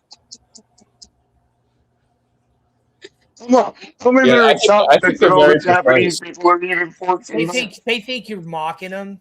They're like this fucking. They probably do. They probably think I'm like some asshole virtue signaling or something. You know what I mean? Yeah, they think I prefer to use them. I like them. I understand the logic of them. You know there's certain foods I actually prefer them. There's definitely certain foods where I think they work best. And believe it or not, but that's dope. People think, wow, you can eat rice with them? Well, yeah, because first of all, the Japanese and the Chinese. Well, first of all, the Japanese and the Chinese usually make their rice clumpy so that they can eat it with chopsticks. Okay. And secondly, all you have to do is spread them out. All you have to do is spread them out enough to use as a spoon. You can use chopsticks anyway. I tried to use them, and I just can't. Plenty of Asians dig into fried rice with a spoon. They drive me absolutely insane. Right, because Joe, it's like. Has anybody ever heard of a trestle? Has anybody ever heard of a trestle? A trestle is another word for a bridge. Like sushi, right? Like if I'm just getting regular sushi. That's what you're doing. Yeah. To use it for rice as a spoon, you have to make a trestle out of it. You just have to bridge it. You know, sushi to me is finger food. I don't. Maybe I'm uncivilized, and I'm not a big sushi guy either. But if I am eating it, it's usually some California rolls or something basic like that. Yeah, same Mexican here. Rolls. If I do eat it, I barehand it. I don't mess with the sticks. But if I'm eating eating like kung pao chicken and it's got peanuts in it, those chopsticks are so precise for grabbing an individual peanut. Mm-hmm. Oh yeah. I can't do it. I've tried to do. Oh my god. Stir fry with like filet and chicken, dude. Right. And even noodles, you can wrap some noodles around it. You know, man, I've tried to use some foods you just don't want to stop. I've tried. I give it a real chance. Noodles, you actually go the opposite. You spread them out to hold it. I tried.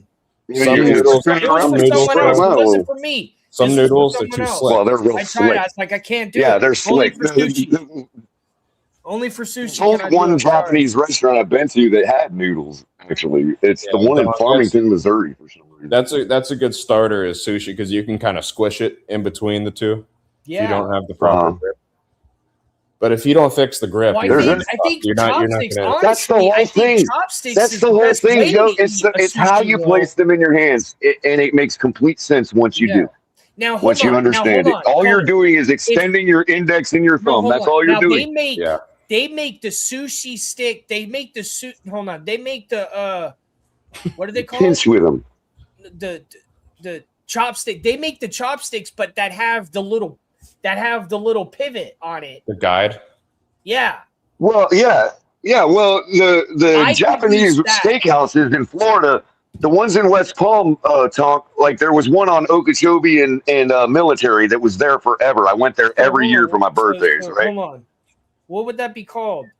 What kind of well, they went by it's had its names. You're talking about the chopstick. Dude, check it out.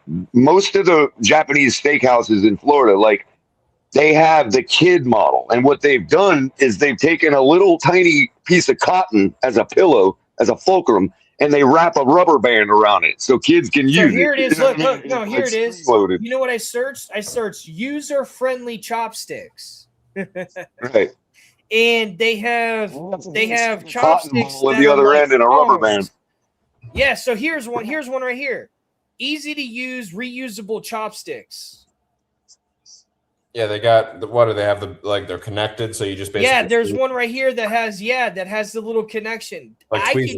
If I had that every time, then I'd be okay using them. But without that, there's no way I could do it. No, dude. Yeah, Joe. If you take, it takes like 3 good meals to get better. If you do 3 meals, I know, but honestly, dude, I don't want to. Joe, it wasn't until a couple years ago that I actually sat down and was like, and did it without thinking for the first time in my life, bro. It took that long. I don't want to have to concentrate. It's like tying your shoes. Like if you don't just like figure out how to tie your shoes instead of doing a stupid song or something, then you're never gonna have an easy time tying your shoes. No. Right. Got to do it like 3. I'm telling you, 3 good meals where you're actually practicing and focusing on practicing with your chopstick. But hold on, do you like food color? It's just like learning how to use a butterfly knife, bro. Once you get it, it's like 3 swings. You got it. I mean, you're using it because you're using it strictly for functionality. But, what do you mean? But I don't know. So I was kind of forced. To just kind of practice because of that, because of the functionality. At first, it was out of preference. Now it's out of necessity. It's actually easier for me to use. But Joe, you like food, like you like going to restaurants and stuff. Is that what you enjoy doing? What? Like, is that something that you enjoy doing? Is like, all right. Yes. If I was in another country, I wouldn't be concerned with trying to go try all the restaurants. Like that'd be the last thing. Oh, you're saying when I travel? Yes. Depends on the country. Well, other than an ice cream, other than an ice dealer in Germany. Because I feel like people who like chopsticks, they like things that have to do with food. I only like food because I have to eat it. Oh, I see what you're saying. I'm not. I'm not. And ironically, I'm not that guy. It's my logical, practical mind that you all know me to have that makes me use chopsticks. It's not. I'm not a food guy like a connoisseur. You know what it is though about traveling talk is like that's a good way to absorb the cultural experience of where you're visiting. I feel you on that. Mm-hmm. I'm super picky. I'm super picky. It's like it's the modern form of hostage taking. Joe. I might actually, honestly, That's why they used to exchange hostages back in the day. You'd be surprised at how well picky eaters can do internationally. It's all about picking the right hotel first of all, so that you're not stuck with some random ass breakfast. Keeping the American breakfast in the cycle is one of my keys to success when you travel overseas. Because I've been stuck with the English breakfast before, and that was some fucking bullshit. You mean mushrooms and tomatoes and all this bullshit I don't want for breakfast? Yeah, I want eggs. English cuisine is something else, bro. And the pudding, the blood pudding. Oh man, come on! I can't eat anything that has the word blood. Can we go back to talking about eating domestic animals? Yeah, the rest I'm of the kidding, man. countries, they have. I don't like English cuisine. All right, I'm getting a little tired. They do like cold cuts for breakfast in some of these other countries. Right. If you don't like cold cuts, I don't know what to say. I think I'm about to have. They do that for dinner. They do that for dinner in Germany when they have a big dinner at noon and then they have cold cuts in the evening. Donk, end of the show. Yeah. You out, Tonk? Yeah. All right. Peace out, guys. Fins up, everybody. Game day tomorrow. All right. Peace out.